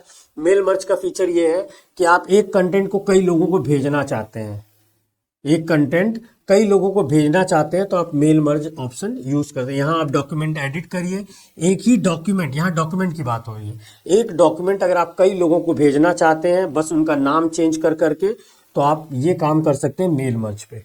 ठीक है। Header and footer. तो हेडर एंड फुटर किस काम में आता है, हेडर फुटर काम में आता है कि सबसे टॉप पे आपने देखा होगा हर पेज पे पेज नंबर लिखा होता है। अगर आप ध्यान दें तो बुक के हर पेज पे पेज नंबर लिखा होगा, और टॉप पे जो होता है वो टाइटल होता है, मतलब कौन सा जो है आपका चैप्टर चल रहा है, तो हर चैप्टर का नाम टॉप पे। तो ये इंडेक्सिंग तो शो करता नहीं है, इसका काम नहीं है। ठीक है। रेफरेंसेस टैब, यहाँ पे एक ऑप्शन है रेफरेंसेस टैब। ये मेल मर्ज, ये आपको वर्ड का फीचर है, माइक्रोसॉफ्ट वर्ड प्रोसेसिंग का सॉफ्टवेयर का, माइक्रोसॉफ्ट वर्ड का जो ये फीचर है, वहां पे एक टैब है रेफरेंस टैब। वहां पे आप जाएंगे तो आपको एक टेबल ऑफ कंटेंट नाम का टॉपिक मिलेगा। मतलब टेबल ऑफ कंटेंट जो ऑप्शन है वो आपको कहाँ पे मिलेगा, प्रेफरेंसेस टैब में। जैसे रेफरेंसेस टैब का मतलब कि, आइए थोड़ा सा इसको और आगे समझते हैं। ये आप देख सकते हैं रेफरेंसेस टैब का, ये आपको यहाँ पे दिखेगा। तो ये आपका जो है वर्ड है, फाइल है, जिसमें होम मेन्यू है, ठीक है, फाइल है, होम है, इंसर्ट है, ड्रॉ है, डिजाइन है, लेआउट है। तो रेफरेंसेस ऑप्शन में आपको ये फीचर मिलेगा मेल मर्ज का। ये फीचर आपको कहाँ मिलेगा, अरे टेबल ऑफ कंटेंट आपको कहाँ मिलेगा, इसमें मिलेगा। ठीक है। टेबल ऑफ कंटेंट इसमें मिल जाएगा। ठीक है। तो ये ऑप्शन आपको इसमें मिलेगा। So correct answer is references. Correct answer is references. Okay, now let's talk about the new question. What feature is used to combine data from list into a word document such as letter template? मतलब अगर आपको letter जो है, letter template को combine करना है, वही मैंने आपको बोला था मेल मर्ज, कि लेटर को आपने कंबाइन किया, कई लोगों को भेजना है, तो यहाँ पे आपने क्या किया कि आपने स्मार्ट आर्ट नहीं हो सकता। स्मार्ट आर्ट किस यूज में होता है कि आपने कोई कंटेंट लिखा, उसको और ज़्यादा मतलब कि थोड़ा लुक चेंज कर दिया, फॉर्मेट चेंज कर दिया, तो अट्रैक्टिव दिख रहा है, तो ये अलग स्मार्ट आर्ट है। मेल मर्ज फीचर अभी मैंने आपको बताया कि मेल मर्ज फीचर क्या करता है, एक ही डॉक्यूमेंट को, आपके पास अगर डॉक्यूमेंट है तो आप सबके नाम से बना दीजिए, सबके नाम से आप बनाए। जैसे फॉर एग्जांपल मैं एक एग्जांपल देता हूँ, एक invitation card, for example marriage का आप इनविटेशन, उसका कंटेंट सेम होता है, सिर्फ आप एनवेलप पे नाम चेंज करते हो और कई लोगों को भेज देते हो, यही करते हो आप, लोगों के घर जाके देते हो, एनवेलप पे नाम चेंज किया और कंटेंट सेम है, वो सबके लिए सेम है, सिर्फ नाम ऊपर चेंज है, विद फैमिली जो भी नाम आपने दिया उसके साथ लगा के देते हो, ठीक है। तो वही काम मेल मर्ज करता है। तो मेल मर्ज यहाँ पे क्या करता है, combining data from list. List का मतलब यहाँ पे आपका जो भी डेटा, आपके जो भी नाम जिनको जिनको भेजना है उनका नाम आपने लिख लिया, उन सब का नाम आपने नोट किया और कंबाइन किया और सबको एक एक करके, सिर्फ कंटेंट सेम रहेगा, सबके नाम लगा लगा के वो भेज देगा, जितने भी लिस्ट में आपके नाम है सबको अलग अलग करके भेज देगा। तो correct answer is mail merge. Track changes नहीं हो सकता है, हाइपरलिंक दोनों अलग है, लिंकिंग के काम आता है। Okay, so correct answer is mail merge. ये फीचर आपको कहाँ पे मिलेगा, मेलिंग के अंदर आपको मेल मर्ज मिलेगा, ठीक है। अब आइए, what is the purpose of track changes. Track changes किसे कहते हैं, अब आपको एक बताते हैं ट्रैक चेंजेस क्या है। ये वर्ड प्रोसेसर का फीचर है। वर्ड प्रोसेस, मान लीजिए आपने एक अच्छा डॉक्यूमेंट तैयार किया और आपने कई लोगों को रिव्यू करने को दिया, मान लीजिए आपने 2 लोग को रिव्यू करने के लिए दिया, तो एक डॉक्यूमेंट आपके पास है जिसमें आपने अच्छे से कंटेंट लिखा है, आपने वो रिव्यू करने के लिए, अब जो चेंजेस वो कर रहा है, मान लीजिए उसको रिव्यू की करने को दिया आपने, जिसको वो उसमें चेंजेस करना चाह रहा, तो उसने चेंजेस कर दिया, कोई दिक्कत नहीं। अब चेंजेस कर दिया तो परमानेंटली चेंजेस नहीं होगा, आप उसको चेक करोगे कि क्या वो सही चेंजेस है या नहीं। तो ट्रैक चेंजेस का काम होता है कि जो भी मॉडिफिकेशन किसी ने किया है, ठीक है, जो भी मॉडिफिकेशन किसी और ने किया है, ठीक है, तो वो आपको बता दे कि आप उसमें क्या क्या चेंजेस किसी ने किया है, तो उसे कहते हैं ट्रैक चेंजेस। तो आइए देखते हैं इसका क्या फीचर है। टू एडिट इमेजेस, इमेज के लिए काम नहीं आता क्योंकि ये इमेज ही नहीं है, रिटन जो भी टेक्स्ट है उसके काम आता है, तो ये ऑप्शन नहीं हो सकता है, ठीक है। To show the modification made to the document, अभी मैंने बोला कि ट्रैक चेंजेस क्या होता है, डॉक्यूमेंट में जो भी चेंजेस कर रहा है कोई, तो वो आपको बता देगा। आपके अलावा अगर कोई उस ओरिजिनल डॉक्यूमेंट में कोई चेंजेस कर रहा है तो आपको ये पता चल जाएगा कहाँ कहाँ चेंजेस हुए, मॉडिफिकेशन कहाँ हुआ, क्योंकि आप ओरिजिनल ऑनर हो, आप ऑथर ओरिजिनल हो, आपने वो डॉक्यूमेंट बनाया लेकिन आपने रिव्यू करने को दिया है कि भाई इसको देख लो, इसमें कोई चेंजेस करना हो तो उसमें कर देना, वो हम बाद में देख लेंगे। तो उसने चेंजेस किया, आप देख सकते हो कि क्या चेंजेस किया, उसी को ट्रैक करने का काम करता है। तो मॉडिफिकेशन, तो correct answer is modification. Apply formatting style, ये सब नहीं होगा, मैक्रो अलग होता है। So correct answer is show the modification, जो भी चेंजेस किसी अदर ने किया है आपको पता चल जाएगा ट्रैक चेंजेस से कि इस डॉक्यूमेंट में किसने किसने चेंजेस किया हुआ है, ठीक है। सो करेक्ट आंसर है टू शो द मॉडिफिकेशन, ठीक है। अब आइए देखते हैं which function is use to find the average of range of numbers in Excel. Average निकालना, तो सम भाई किस काम में आता है, ऐड करने के काम में आता है, तो ये नहीं हो सकता है। एवरेज निकालने का काम आता है, तो एवरेज नाम पे जाइए सीधे। काउंट क्या करता है, काउंट जो है वो टोटल करने के काम आता है कि टोटल नंबर कितने हैं, टोटल नंबर्स कितने हैं, ठीक है। और मैक्स जो है वो मैक्सिमम वैल्यू निकालने का काम आता है, मैक्सिमम कि सबसे बड़ा कौन है, बिग, सबसे बड़ा, ठीक है, बिग वन, तो मैक्सिमम और ये फाइंड, तो इसमें से एवरेज क्या होगा, करेक्ट आंसर है, ठीक है। So correct answer is average. Okay, now let's talk about the next question. What is the intersection of rows and a column in a Excel worksheet? Excel worksheet में rows and column का क्या बोलते हैं, तो इसे हमें क्या समझना होगा पहले। कि मान लीजिए ये आप एक्सेल शीट किसे कहते हैं, जहां पे रोज एंड कॉलम होते हैं। पहले तो ये समझना है, ये इस तरह की शीट आपको मिलेगी। ये ऐसा सॉफ्टवेयर है, स्प्रेडशीट सॉफ्टवेयर है, जिसके अंदर रोज एंड कॉलम मिलेंगे। तो यहाँ पूछ रहा है कि इंटरसेक्शन, जहां पे रो मतलब ये रो हो गया और ये कॉलम, तो जहां पे ये मिल रहे हैं, ठीक है, जहां पे, तो यहाँ मिल रहा है, यहाँ मिल रहा है, यहाँ मिल रहा है, ठीक है, यहाँ मिल रहा है, यहाँ आप देख सकते हैं जहां पे मिल रहे हैं, तो इसको हम लोग कहते हैं cell, what we called cell. तो यहाँ पे क्वेश्चन क्या पूछा है, आइए देखते हैं कि इंटरसेक्शन जहां पे हो रहा है, जहां पे रोज एंड कॉलम मिल रहे हैं। तो आप लोग को मैंने बताया एक यहाँ मिल रहा है, ठीक है, ठीक है, यहाँ पे मिल रहा है, यहाँ पे मिल रहा है, यहाँ पे मिल रहा है, यहाँ पे मिल रहा है, ठीक है, जहां जहां पे मिल रहा है आप देख सकते हैं, जहां जहां पे मिल रहा है, ये चारों को अगर कंबाइन कर दिया जाए तो इसको हम लोग बोलते हैं सेल। क्या बोलते हैं, सेल। तो जहां पे ये कंबाइन होता है वी कॉल इट सेल।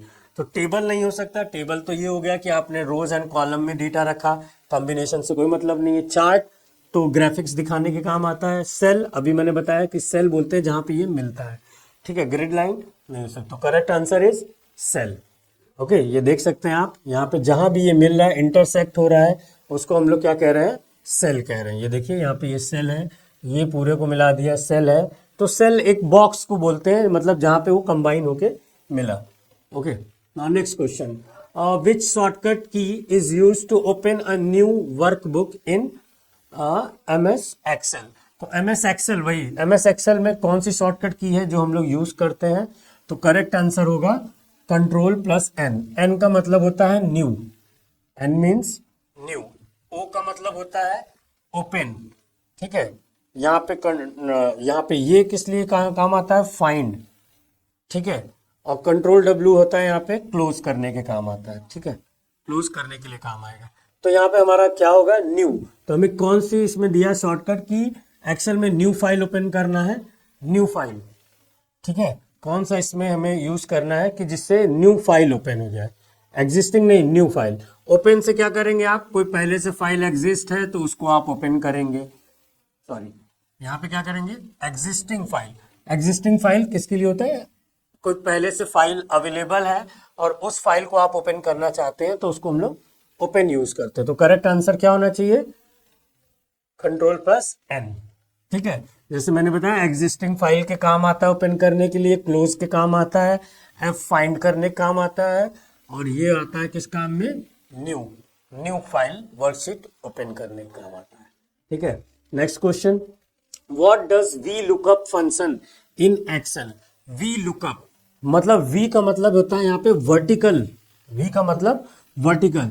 तो वर्टिकल क्या होता है, वर्टिकल लुकअप पहले तो किसमें यूज होता है, स्प्रेडशीट में, जहां पे रोज एंड कॉलम्स होते हैं, जहां पे क्या होते हैं, रोज एंड कॉलम। तो ये होता है आपका वर्टिकल, ठीक है, ये होता है वर्टिकल, और ये होता है हॉरिजॉन्टल, ठीक है, हॉरिजॉन्टल। और वर्टिकल आपका क्या होता है, जितने भी ये कॉलम्स आप देखा जाए तो आप इसके अंदर ये कॉलम्स होते हैं, ठीक है, और ये क्या होते हैं, रोज होते हैं, इसको बोलते हैं रोज, और इसको बोलते हैं, मतलब वर्टिकल को बोलते हैं हम लोग फील्ड, और इसको बोलते हैं फील्ड और कॉलम, और इसको हम लोग बोलते हैं रोज, ठीक है। अब आइए पूछता है, इसमें क्या पूछा है, वी लुकअप किस लिए यूज करना है, शॉर्ट करने के लिए। शॉर्ट वर्टिकली नहीं, शॉर्ट करने का काम ये नहीं करता है। शॉर्ट का मतलब होता है असेंडिंग ऑर्डर डिसेंडिंग ऑर्डर में लगाना, ये काम वी लुकअप का नहीं है। वी वर्टिकल लुकअप, देखना, वर्टिकली देखना हमको डेटा को, ठीक है। Finds data in a table based on given value, ठीक है। तो आप देख सकते हैं यहाँ पे कि फाइंड्स डेटा, देखने का काम, look, V lookup, vertical look, vertically देखना है हमको। तो इसका करंट आंसर क्या होता है, find data in table based on value. Duplicate, delete करता नहीं है, क्योंकि देख रहे हैं हम लोग, तो डिलीट का क्या सेंस है, स्प्लिट कॉलम, ये भी हमें नहीं करना। तो करेक्ट आंसर इज, ठीक है, find data in a table based on given values. ये आप देख सकते हैं, ये फील्ड हो गई, ये जो भी कॉलम्स हैं, ये वर्टिकल वाले कॉलम्स हैं। इस कॉलम्स को हम लोग क्या कर रहे हैं, इस कॉलम्स के डेटा को देख रहे हैं, वर्टिकली डेटा को देख रहे हैं, वर्टिकली डेटा को देख रहे हैं। तो हम लोग यहाँ पे बोल सकते हैं कि ये देखो, आपने देखा है वर्टिकल लुकअप, तो वर्टिकली मतलब आपका हो गया वर्टिकल डेटा देखना, ठीक है। आइए, विच of the following chart is best suited for showing trends over time. अब आइए देखते हैं कि इस चार्ट क्यों यूज करते हैं। पाई चार्ट कुछ इस तरह से दिखता है, पाई चार्ट कुछ इस तरह से दिखता है। तो इसका काम क्या है पाई चार्ट का, कि कौन सा एरिया ज़्यादा बड़ा है, किसका एरिया ज़्यादा डिस्ट्रीब्यूशन अच्छा है, तो ये वो दिखाता है कि कौन सा सबसे ज़्यादा एरिया ले रहा है।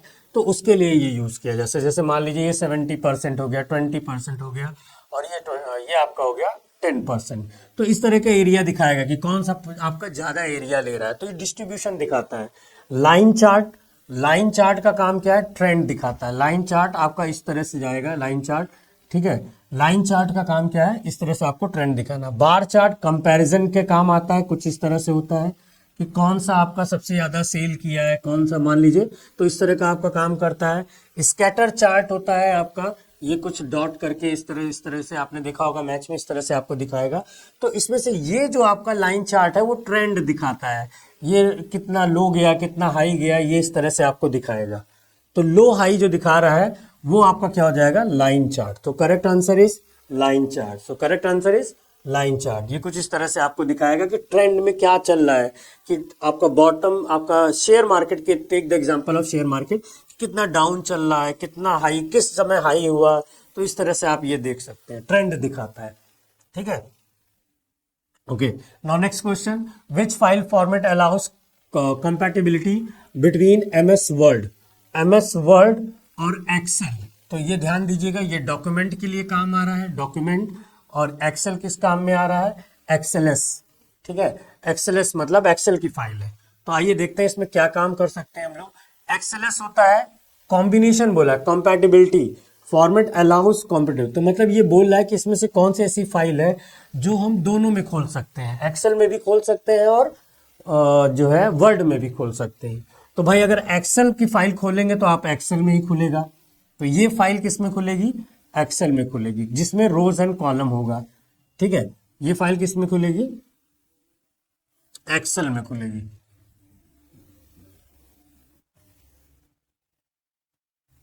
तो ये फाइल आपकी किस में खुलेगी, ठीक है, एक्सेल में खुलेगी। ये फाइल एक्सेल में खुलेगी। पीडीएफ फाइल किस में खुलेगी, पीडीएफ फाइल तो आपकी इसमें एक्सेल में खुल नहीं सकती है, तो ये इसके लिए अलग सा पीडीएफ व्यूअर चाहिए। तो इसके लिए आपको क्या है, गूगल पे खुल सकता है, या एडोब आपको चाहिए, एक्रोबेट चाहिए, एडोब फाइल पे आप इसको एडोब पे खोल सकते हैं। सीएसवी फाइल क्या होती है, comma separated.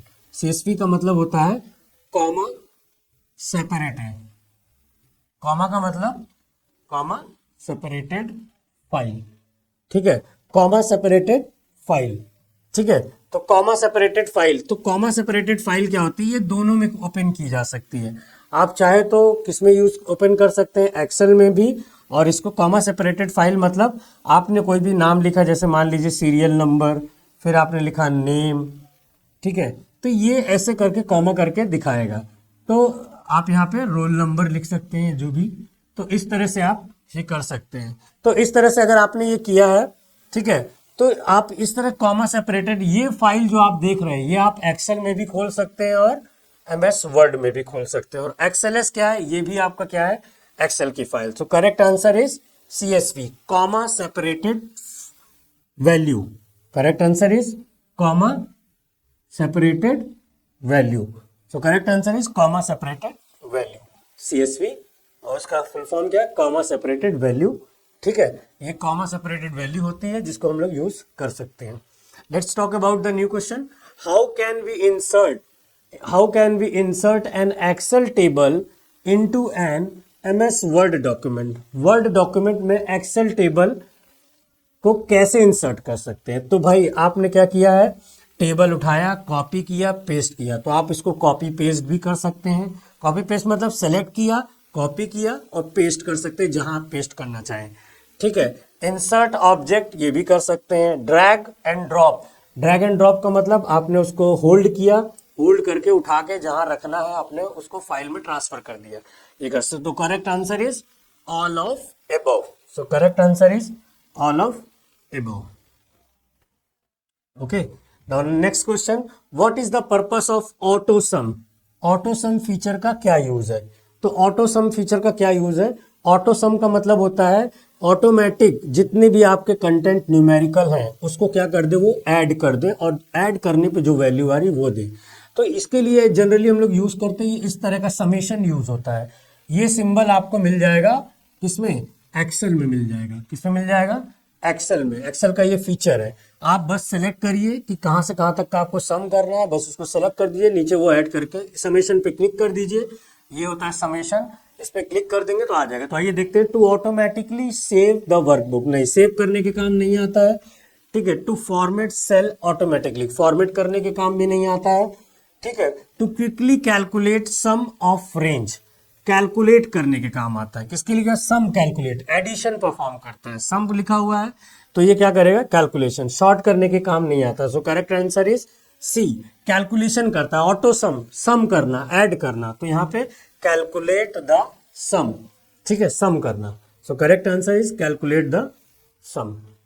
Okay, now next question, in MS Word which of the following is used to align text. Alignment किसे कहते हैं, व्हाट इज अलाइनमेंट, कि आप टेक्स्ट को लेफ्ट साइड, मान लीजिए ये डॉक्यूमेंट है आपका, आप टेक्स्ट को किस साइड, इस साइड से लिख स्पेस दे रहे हो, कि इस साइड से आप स्पेस दे रहे हो, कि आप इस साइड से दे रहे हो, कि आप इस साइड से दे रहे हो। तो आपका टेक्स्ट किस साइड आप लिख रहे हो, तो अगर राइट साइड से गैप, लेफ्ट साइड से गैप दे रहे हो तो लेफ्ट अलाइनमेंट हो जाएगा, राइट साइड से गैप दे रहे हो right alignment, top alignment, left, ठीक है, बॉटम अलाइनमेंट। तो यहाँ पे आपको देख सकते हो सेंटर अलाइनमेंट पूछ रहा है, सेंटर तो बीच के लिए हो गया, ये नहीं होगा। पूछा है कि लेफ्ट और राइट दोनों तरफ, सेंटर किसके लिए हो गया, बीच के लिए, कि बीच से आपने कंटेंट यहां से स्टार्ट किया है, ठीक है। राइट अलाइनमेंट राइट साइड के लिए हो जाएगा। जस्टिफाई, जस्टिफाई का काम क्या है, लेफ्ट और राइट दोनों तरफ से ये देखता है, लेफ्ट और राइट, लेफ्ट और राइट दोनों तरफ से ये देखता है। लाइन स्पेसिंग का काम क्या है, दो लाइन के बीच में गैप, मान लीजिए आपने दो लाइन बनाया तो इनके बीच का गैप देखता है, ठीक है। लाइन स्पेसिंग नहीं हो सकता। जस्टिफाई का मतलब क्या है, लेफ्ट साइड से भी जस्टिफाई कर दे अलाइनमेंट और राइट साइड से भी जस्टिफाई कर दे। So correct answer is justify. Okay, now next question, what is the maximum number of rows and column available in Excel worksheet. Excel worksheet पे कितने रोज एंड कॉलम होते हैं, तो रोज एंड कॉलम देखिए, columns जो होते हैं वो होते हैं करीब 256 और ये आपका होता है rows. So correct answer is 10,48,000। ये अभी रिसेंट जो नए वाले आ रहे हैं उसमें आपको ये मिल जाएगा, ठीक है। सो करेक्ट आंसर इज 10,40,000, ठीक है। विच of the following is a example of operating system. तो ऑपरेटिंग सिस्टम क्या होता है, हमें ये समझना है कि सिस्टम सॉफ्टवेयर जो मशीन को ऑपरेट करने का काम करता है, मशीन ऐसा सॉफ्टवेयर, ऑपरेटिंग सिस्टम एक सॉफ्टवेयर है। कैसा सॉफ्टवेयर है, सिस्टम सॉफ्टवेयर। तो जो मशीन को ऑपरेट करता है, किसको ऑपरेट करता है, मशीन को चलाना, ठीक है। तो इसमें से कौन सा ऐसा है जो मशीन को चलाता है, ठीक है। और क्या बोला, रियल टाइम, और रियल टाइम चलाना, रियल टाइम ऑपरेटिंग सिस्टम मतलब तुरंत जो रीसेंट अपडेट चल रही है तुरंत आपको रिप्लाई कर रहा है, तुरंत इंस्टेंटली, आपको जरा भी गैप नहीं, उसके बहुत डिफरेंस। तो ऐसा जो ऑपरेटिंग सिस्टम है वो जनरली यूज होता है मिसाइल वसाइल के लिए, कि एकदम एग्जैक्ट टाइम में कोई वो नहीं होना चाहिए, मिसमैच नहीं होना चाहिए। टाइम का बहुत इंपॉर्टेंट है, तुरंत आपको रिजल्ट मिल रहा है, तुरंत आपको, ठीक है। तो विंडोज नहीं हो सकता, लाइनक्स में RTOs, यहाँ पे हम लोग बोलते हैं real time operating system. RTOs होता है real time OS, real time OS, ठीक है। बाकी OS रियल टाइम नहीं होते हैं, नॉर्मल होते हैं, लेकिन RTOs क्या होता है, real time OS, real time OS। तो आप देख सकते हैं कि रियल टाइम OS का काम क्या है, ठीक है। Real time is design provide immediately response, आपको क्या करेगा, इमीडिएटली रिस्पॉन्स करेगा इनपुट को। आप जैसे करो तुरंत आपको, जनरली ये यूज कहाँ होता है, तो रोबोटिक्स में यूज होता है, ठीक है, ऑटोमेटिव कंट्रोल सिस्टम में यूज होता है, ठीक है। अब आते हैं next, what is the primary person of primary role of operating system. एक ऑपरेटिंग सिस्टम का पहला मेन बेसिक रोल क्या होता है, मतलब बेसिक काम क्या होता है उसका, मतलब जरूरी है उसको करना। तो आइए देखते हैं, मैनेजेस हार्डवेयर एंड सॉफ्टवेयर, बिल्कुल सही। ऑपरेटिंग सिस्टम एक सॉफ्टवेयर है, मैंने आपको बताया था, और ये मशीन को ऑपरेट करता है, तो मशीन की हार्डवेयर और सॉफ्टवेयर दोनों को चेक करेगा, दोनों को मैनेज करेगा। Act as a interface between hardware and software, मतलब उसके अगर जब हमें उस मशीन को सामने दिखता है उसके अकॉर्डिंग हम क्लिक करते हैं कि यहाँ पे ये किया तो यहाँ पे ये हुआ, यहाँ पे ये किया तो ये हुआ, ठीक है। तो इंटरफेस क्या कर रहा है, आपको इंटरफेस, आप इंटरफेस का मतलब होता है कि आपको ये सामने से ऑप्शन दे रहा है कि आप इसको यूज करें, आप देख के यूज कर सकते हैं, ठीक है। तो GUI जिसे हम लोग बोलते हैं, तो ये भी इंटरफेस का भी काम करता है। मैनेजिंग फाइल्स एंड डायरेक्टरी, और यहाँ पे करेक्ट आंसर होना चाहिए ऑल ऑफ एबव, ये सारे काम करता है। फाइल्स को भी मैनेज करने का, जो भी फाइल्स है उसको अरेंज ऑर्डर में करेगा, जिसमें रखा हुआ है वहां पे उसको अरेंज करेगा, ठीक है, ये सारे काम वो करता है। So correct answer is all of above, ठीक है। Now next question is which of the following is not a function of kernel. Kernel एक ऑपरेटिंग सिस्टम का क्या है, एक ऑपरेटिंग सिस्टम का पार्ट है। ऑपरेटिंग सिस्टम के अंदर एक कर्नल होता है, कर्नल एक जो होता है फीचर होता है। उस फीचर से क्या होता है हम लोग देखते हैं, उसका काम क्या होता है, ठीक है। इसमें पूछा है कि नॉट फंक्शन, तो कर्नल प्रोसेस करने को प्रोसेसर मैनेजमेंट करता है, मतलब सारे काम को मैनेज करेगा, ठीक है, मेमोरी मैनेज करेगा। वेब ब्राउजिंग नहीं कर सकता। वेब ब्राउजिंग का मतलब होता है, वेब ब्राउजिंग किस लिए होता है कि इंटरनेट पे कुछ सर्च करने का काम, वो कर्नल नहीं करता है, क्योंकि मैंने आपको बताया कि ये ऑपरेटिंग सिस्टम का पार्ट है। किसका पार्ट है, ऑपरेटिंग सिस्टम का पार्ट है।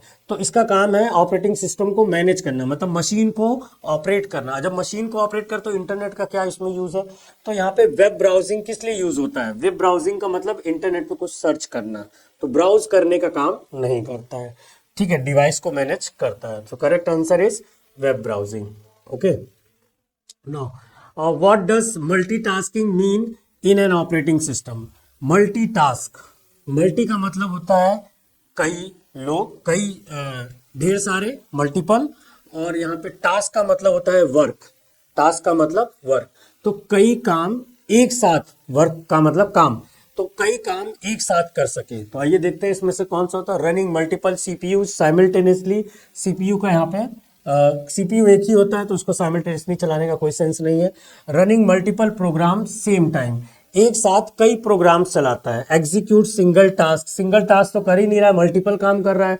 सिंगल, यहाँ पे सिंगल टास्क तो हो ही नहीं सकता है, क्योंकि यहाँ पे क्या है, मल्टीपल टास्क बोला है, मल्टीपल टास्क मल्टीपल काम। और यहाँ पे रनिंग प्रोग्राम विदाउट मेमोरी, बिल्कुल नहीं। सो correct answer is multiple task, ठीक है, मल्टीपल काम कर रहा है। अब आइए देखते हैं next question. In which type of operating system does user interact with computer bye typing commands. तो हम लोग इसमें से कौन सा ऑपरेटिंग सिस्टम है, यहाँ पे ये बोला कि कौन सा ऑपरेटिंग सिस्टम है जहां पे लिख के काम करते हैं, जहां पे क्या काम करते हैं, लिख के काम करते हैं। लिख के इन द सेंस कि आप क्लिक करके काम नहीं कर रहे हो, जैसे आप लोग, हम लोग विंडोज यूज करते हैं या फिर एंड्रॉइड यूज करते हैं, तो हम लोग टच कर देते हैं, जहां भी जो भी ऐप खुलना होता है, विंडोज ऐप करते हैं क्लिक कर देते हैं, तो ये हम लोग काम करते हैं, ठीक है। तो यहाँ पे आपको लिख के करना है, मतलब आपने जो लिखा सिर्फ लिख के कर सकते हैं, क्लिक क्लिक काम नहीं करता है वहां पे। तो आइए देखते हैं इसमें से कौन है। GUI बेस्ड क्लिक कर सकते हैं, GUI किसे, ग्राफिकल हो गया। GUI का मतलब यहाँ पे क्या है, graphical user interface, graphical user interface. Graphical का मतलब होता है इमेजेस, पिक्चर्स, ये सारी चीजें आ गई। तो इमेजेस पिक्चर आ गई तो इसका मतलब GUI है, ठीक है। तो इमेजेस तो हो ही नहीं सकती, क्योंकि यहाँ पे बात कर रहे हैं कैरेक्टर की, टाइपिंग की बात कर रहे हैं, कि हमें इमेज से नहीं मतलब है, लिख के काम कर रहे हैं, ठीक है। So command line, yes, command line CLIOS होता है, हो सकता है, क्योंकि कमांड लाइन का मतलब होता है लिखना, लिखा हुआ। लाइन का मतलब टेक्स्ट, यहाँ पे आप जो लिख रहे हो लाइन बाय लाइन लिख रहे हो, कमांड दे रहे हो, लाइन बाय लाइन कमांड दे रहे हो। जो कमांड आप दे रहे हो तो इसका मतलब क्या है, CLI, ठीक है। So correct answer is this. Real time OS अभी मैंने आपको बताया, इसका काम क्या है कि टाइम के अकॉर्डिंग इनपुट आउटपुट देना, तो ये हमें नहीं करना है। हमें तो क्या है कि हमें बोला गया है कि कौन सा ऐसा ऑपरेटिंग सिस्टम है जिसमें जो है टेक्स्ट बेस्ड होता है, टेक्स्ट में आप लिखते क्लिक क्लिक नहीं करते हैं, ठीक है। नेटवर्क OS भी नहीं है, ये डिवाइस के लिए काम करता है, डिवाइस को ऑपरेट करने का। तो हमारा correct answer is, so correct answer is command line. Now which of the following is not social networking platform. इसमें से कौन सा ऐसा नहीं है, सोशल नेटवर्किंग प्लेटफॉर्म नहीं है। तो आइए देखते हैं। फेसबुक सोशल नेटवर्किंग प्लेटफॉर्म का मतलब जहां पे हम कई लोगों से एक साथ डिजिटली कनेक्ट होते हैं, सोशल समाज, ठीक है। डिजिटली हम लोग कनेक्ट होते हैं अगर, तो हम एक समाज बनाते हैं, ठीक है, ऑनलाइन। तो यहाँ पे फेसबुक यूज़ करते हैं, ट्विटर भी हम लोग कनेक्ट करते हैं, सारे फ्रेंड्स को कनेक्ट करके वहाँ पे यूज़ करते हैं। और कई लोग होते हैं यहाँ पे यूट्यूब भी हम लोग क्या करते हैं, यूज़ करते हैं। कई लोग होते हैं अपना मैसेज इन्फॉर्मेशन देते हैं। कनेक्ट का मतलब यहाँ ऐसा नहीं कि हम यहाँ पे यूट्यूब में कनेक्ट करें, हम यूट्यूब में देख रहे हैं, इन्फॉर्मेशन देख रहे हैं, सोशल में क्या चल रहा है, समाज में क्या चल रहा है, ये सारी चीज़ें देख। लेकिन क्रोम आपका जो है, क्रोम एक है, क्या है, क्रोम है ब्राउज़र। क्रोम क्या है, ब्राउज़र। क्रोम है आपका ब्राउज़र। और ब्राउज़र किस काम में आता है, ये काम आता है वेबसाइट सर्च करने, इंटरनेट चलाने काम आता है। मतलब आपने इसको ब्राउज़र खोला और उस पर सर्च किया, तो सर्च ये किस काम में आता है, वेब ब्राउज़र है, इसको हम लोग बोलते हैं वेब ब्राउज़र। तो ये सारे नेटवर्किंग आप देख सकते हैं, ये सब नेटवर्किंग काम आते हैं, लेकिन क्रोम जो है वो किस काम में आता है, web browser. So correct answer is, ये सब नहीं हो सकते हैं, द करेक्ट आंसर इज ये। तो ये इसमें से ऑप्शन है। So correct answer is Google Chrome.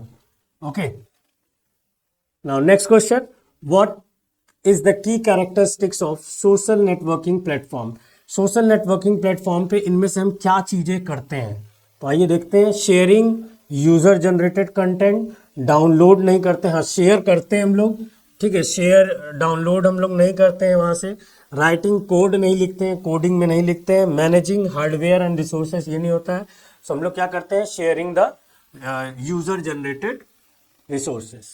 Okay, now next question, what does the term viral. अब आप देखे होंगे कि वायरल, कोई भी, ये वीडियो वायरल हो गया, ये फोटो वायरल हो गई, तो यहाँ पे वायरल उस सेंस में कह रहे हैं कि वायरल क्या हो गया, फेमस हो गया। वायरल का मतलब यहाँ पे फेमस हो गया। तो आइए देखते हैं, an account with many followers, उसके बहुत फॉलोअर्स हो गए, तो नहीं, ऐसा नहीं हो सकता, फॉलोअर्स का भी अलग है, ठीक है, वायरल होना अलग है। और piece of content rapidly shared, सबसे ज्यादा लोग जो देख रहे हैं और शेयर्ड हो रहा है। भाई वायरल का मतलब क्या है, बहुत ज्यादा व्यूअर्स हैं उसके, सब लोग देख रहे हैं, सब लोग शेयर कर रहे हैं, विच इज कॉल्ड अ ये, ठीक है। प्लेटफॉर्म टेक्निकल ग्लिच, ग्लिच का मतलब यहाँ पे क्या होता है, प्रॉब्लम, तो प्रॉब्लम यहाँ पे कोई वैल्यू नहीं है, ठीक है। फिर सोशल मीडिया कैंपेन, ये भी नहीं है। So correct answer is rapidly content sharing. Okay, now which social media platform is a most commonly associated with professional networking. इसमें से सबसे जो सोशल मीडिया प्लेटफॉर्म है, सोशल मीडिया मतलब जो हम लोग मीडिया मतलब डिजिटली चलाते हैं, और उसमें से कौन सा ऐसा है जो प्रोफेशनली, देखो ये तो आप दोस्ती में, फ्रेंडशिप में आप जो भी वीडियोस में देख सकते हो, स्नैपचैट भी देख सकते हो, पिंटरेस्ट, लिंक्डइन क्या होता है, ये प्रोफेशनल यूज होता है। क्या होता है, प्रोफेशनल यूज होता है, प्रोफेशनल यूज होता है, प्रोफेशनल यूज होता है। लिंक्डइन का यहाँ पे क्या है, आप उसमें अपनी आईडी बनाते हो, आप अपने बारे में डिटेल में लिखते हो कि आप ये काम करते हो, तो ये जनरली यूज होता है प्रोफेशनल के लिए, मतलब काम, वर्क पर्पस के लिए। आप इसमें जॉब ढूंढ सकते हो, जॉब सर्च कर सकते हो, जॉब जो है आप, जॉब जो है जो कंपनी देना चाहती है वो इस पर अपने इन्विटेशन देती है, भेजती है, सेंड करती है, चेक करती है, तो ये प्रोफेशनली जॉब के हंटर के लिए यूज होता है, ठीक है। So correct answer is this, okay, LinkedIn. Now you can see Instagram किस लिए यूज होता है, ठीक है। What is hash tagging. अब हैश टैग किसे कहते हैं, आपने देखा होगा जब भी किसी को हमें टैग करना होता है तो आप क्या कहते हैं, हैश टैग यूज। कहीं भी घूमने गए, उसका वीडियो आपने लिखा और टैग कर दिया। टैग यहाँ पे क्या हो गया, सेंस कि उसको आपने कैटेगरी वाइज टैग किया कि आप इसको स्पेशली हाईलाइट करना चाहते हो उसको, तो हाईलाइट करने के लिए हम लोग टैग यूज करते हैं। मतलब आप अपने कंटेंट को ऑनलाइन हाईलाइट करना चाहते हो तो टैग यूज करते हो। आइए देखते हैं इसमें से क्या, बुक मार्किंग नहीं, बुक मार्किंग का मतलब है उसको सेव करना, बिल्कुल नहीं है। Categorising the post, yes, categorising the post, हम अपने पोस्ट को क्या करते हैं, कैटेगराइज करते हैं कि ये पोस्ट जो है ये थोड़ा अलग है, इस पोस्ट का अलग हाईलाइट किया, हाईलाइट करने का मतलब कैटेगराइज किया, ठीक है। राइटिंग लॉन्ग आर्टिकल, बिल्कुल नहीं, लिखने का काम है नहीं। ब्लॉकिंग स्पैम, ये भी नहीं। सो correct answer is categorising hashtag. Okay, now what is the primary goal of e governance. E governance का प्राइमरी गोल क्या है, तो ई गवर्नेंस हमें समझना है। पहली बात, ई गवर्नेंस मतलब इलेक्ट्रॉनिक गवर्नेंस, ऐसी सर्विस जो गवर्नमेंट प्रोवाइड कर रही है डिजिटली। ई गवर्नेंस मीन्स ऐसी सर्विस जो गवर्नमेंट प्रोवाइड कर रही है डिजिटली। तो यहाँ पे क्या है देखते हैं, टू रिप्लेस गवर्नमेंट एम्प्लॉय, बिल्कुल नहीं, इसका रिप्लेस करने का कोई मतलब नहीं है। To use technology for efficiency, for technology for efficient public service, ठीक है, to privatize function government function, बिल्कुल नहीं। टू एलिमिनेट टैक्सेस, ये भी नहीं हो सकता। So correct, to use technology for efficient public service, तो correct answer is to use technology for efficient service. Which of the following is a example of e governance, इनमें से कौन सा ऐसा है जो गवर्नमेंट की सर्विस प्रोवाइड करता है? ठीक है, आइए देखते हैं इसमें से कौन सा ऐसा है। तो फिलिंग इनकम टैक्स, अब ये हम लोग गवर्नमेंट को पैसा फिल करते हैं, तो ऑनलाइन फिल कर रहे हैं, तो ये गवर्नमेंट का रिलेटेड वर्क है, तो ये हम जो पैसा सेंड कर रहे हैं वो गवर्नमेंट के अकाउंट में जा रहा है। ठीक है, तो ये गवर्नमेंट का हो गया, ई गवर्नमेंट। हम ई टैक्स आपने देखा होगा, जीएसटी और ये जीएसटी और ये सारे टैक्सेस हम ऑनलाइन पे करते हैं। ठीक है, तो आप ये देखो, तो correct answer is filling income tax return online. आप रिटर्न जो फाइल करते हैं कि आपने साल में कितना कमाया है, कितना प्रॉफिट हुआ है, कितना लॉस हुआ है, कितना आपने कहाँ लगाया है, ये सारी चीज़ें हम लोग डिटेल में देते हैं। ठीक है, तो शॉपिंग करना गवर्नमेंट का नहीं है, तो प्राइवेट ऑर्गेनाइजेशन है। Watching video, private playing game, ये तो प्राइवेट है, तो ये गवर्नमेंट का है। इनकम टैक्स किसका है? गवर्नमेंट के पास जाता है। किसके पास जाता है? गवर्नमेंट के पास जाता है। ठीक है, correct answer is okay. So what is the key advantage of e governance? जो ई गवर्नेंस सर्विस दी गई है उसका क्या फायदा है, क्या एडवांटेज है? तो आइए देखते हैं कि उसका एडवांटेज क्या है। उसका एडवांटेज है कि सभी तक सर्विस पहुंचे और सभी को क्लियर हो कि अभी आपको ये सर्विस मिल रही, कैसे मिलेगी, कहाँ से मिल रही है, ये सब कुछ आपको ऑनलाइन ही मिल जाएगा। किसी के पास जाके दौड़ने की जरूरत नहीं है, पूछने की जरूरत। सो एलिमिनेटिंग गवर्नमेंट ऑफिसेस, बिल्कुल नहीं है। Increase transparency, yes. Accountability, transparency का मतलब है आपको सब कुछ क्लियर रहेगा कि आपका ये डेटा प्रोसेस हो गया है, आपका ये डिटेल है, आपका ये फाइल यहाँ तक पहुँच गई है, ये करंट अपडेट है, कल तक आपका ये जो है सर्विस मिल जाएगी, तो ये होगा। ठीक है, रिड्यूसिंग इंटरनेट, ये भी नहीं है। Correct answer is okay. Now which Indian initiative is an example of e governance? ठीक है, इसमें से इंडिया में जो है गवर्नमेंट ने कौन सी सर्विस को सबसे ज़्यादा पॉपुलर किया है? ठीक है, तो डिजिटल इंडिया। डिजिटल इंडिया मतलब इंडिया जो है हर सारे काम को क्या करे, अब वो डिजिटली करे। पेमेंट आपने देखा होगा, पेमेंट हम लोग डिजिटली करते हैं, तो डिजिटल इंडिया का बहुत बड़ा रोल है। आपने देखा कोरोना के बाद हम ज़्यादा ही डिजिटल जो है उसमें चले गए हैं। जैसे ऑनलाइन क्लासेस भी पहले भी होती थी, लेकिन डिजिटली ज़्यादा इसमें आगे इन्वॉल्व हो गई। पेमेंट ऑनलाइन हम करते हैं, सारी सर्विसेज ऑलमोस्ट हम ऑनलाइन, टिकट बुक कर सकते हैं, सब सारी फैसिलिटीज़ आप घर में बैठे बैठे बैंकिंग सर्विस यूज़ कर सकते हैं। तो डिजिटल इंडिया। स्वच्छ भारत अभियान आपका ऑनलाइन नहीं है, मतलब ये डिजिटल नहीं है। ई गवर्नेंस नहीं है। मेक इन इंडिया, ये भी ई गवर्नेंस नहीं है। आयुष भारत, ये भी नहीं है। तो करेक्ट आंसर है digital India. Okay, now which technology is commonly used e governance for authentication purpose? इनमें से कौन सी ऐसी टेक्नोलॉजी है जो गवर्नमेंट यूज करती है? तो देखा होगा आप आधार कार्ड जब बनाने जाते हैं तो आप थंब लगाते हैं, वहाँ पे क्या लगाते हैं हम लोग? थंब लगाते हैं। तो यहाँ पे पूछ रहा है कि आपको क्या कर रहा है, कौन सी ऐसी टेक्नोलॉजी जिससे ऑथेंटिकेशन पर्पस समझ में आ रहा है। ठीक है, गवर्नमेंट फॉर ऑथेंटिकेट, आपकी ये जेन्युइन यूजर है, उसका थंब लिया जा रहा है। तो आपका बायोमेट्रिक जो है, बायोमेट्रिक किस लिए यूज होता है? आप थंब लगाते हो और वो थंब को क्या करता है, वो थंब को डिटेक्ट करता है और थंब आपका सेव हो जाता है। कभी भी ये थंब का जो होता है कभी किसी का सेम नहीं होता है, डिफरेंट होता है। ठीक है, तो ये थंब ऑथेंटिकेशन के लिए कि ये जेन्युइन पर्सन है, इसी का ही रिकॉर्ड है ये। तो आप देखिए, इसलिए आधार में आप थंब लगता जरूरी है, आधार ही नहीं, हर चीज़ों में आपका देखा होगा थंब। आज के टाइम में तो जो है अटेंडेंस भी थंब के थ्रू लगता है। ठीक है, तो ये आपका हो गया। ठीक है, तो correct answer is biometric. Biometric correct answer. ये बायोमेट्रिक कुछ इस तरह से, आप देखिए थंब दिखता है, थंब लगाया, आपका स्कैन हुआ और डेटा इस तरह से आप देख सकते। ठीक है, so thank you so much. और मैंने काफ़ी जो है आपके डाउट्स को क्लियर करने की कोशिश की है। ठीक है, आगे मिलते हैं नेक्स्ट वीडियो में। ठीक है, नेक्स्ट कुछ क्वेश्चंस के साथ। तो थैंक यू सो मच।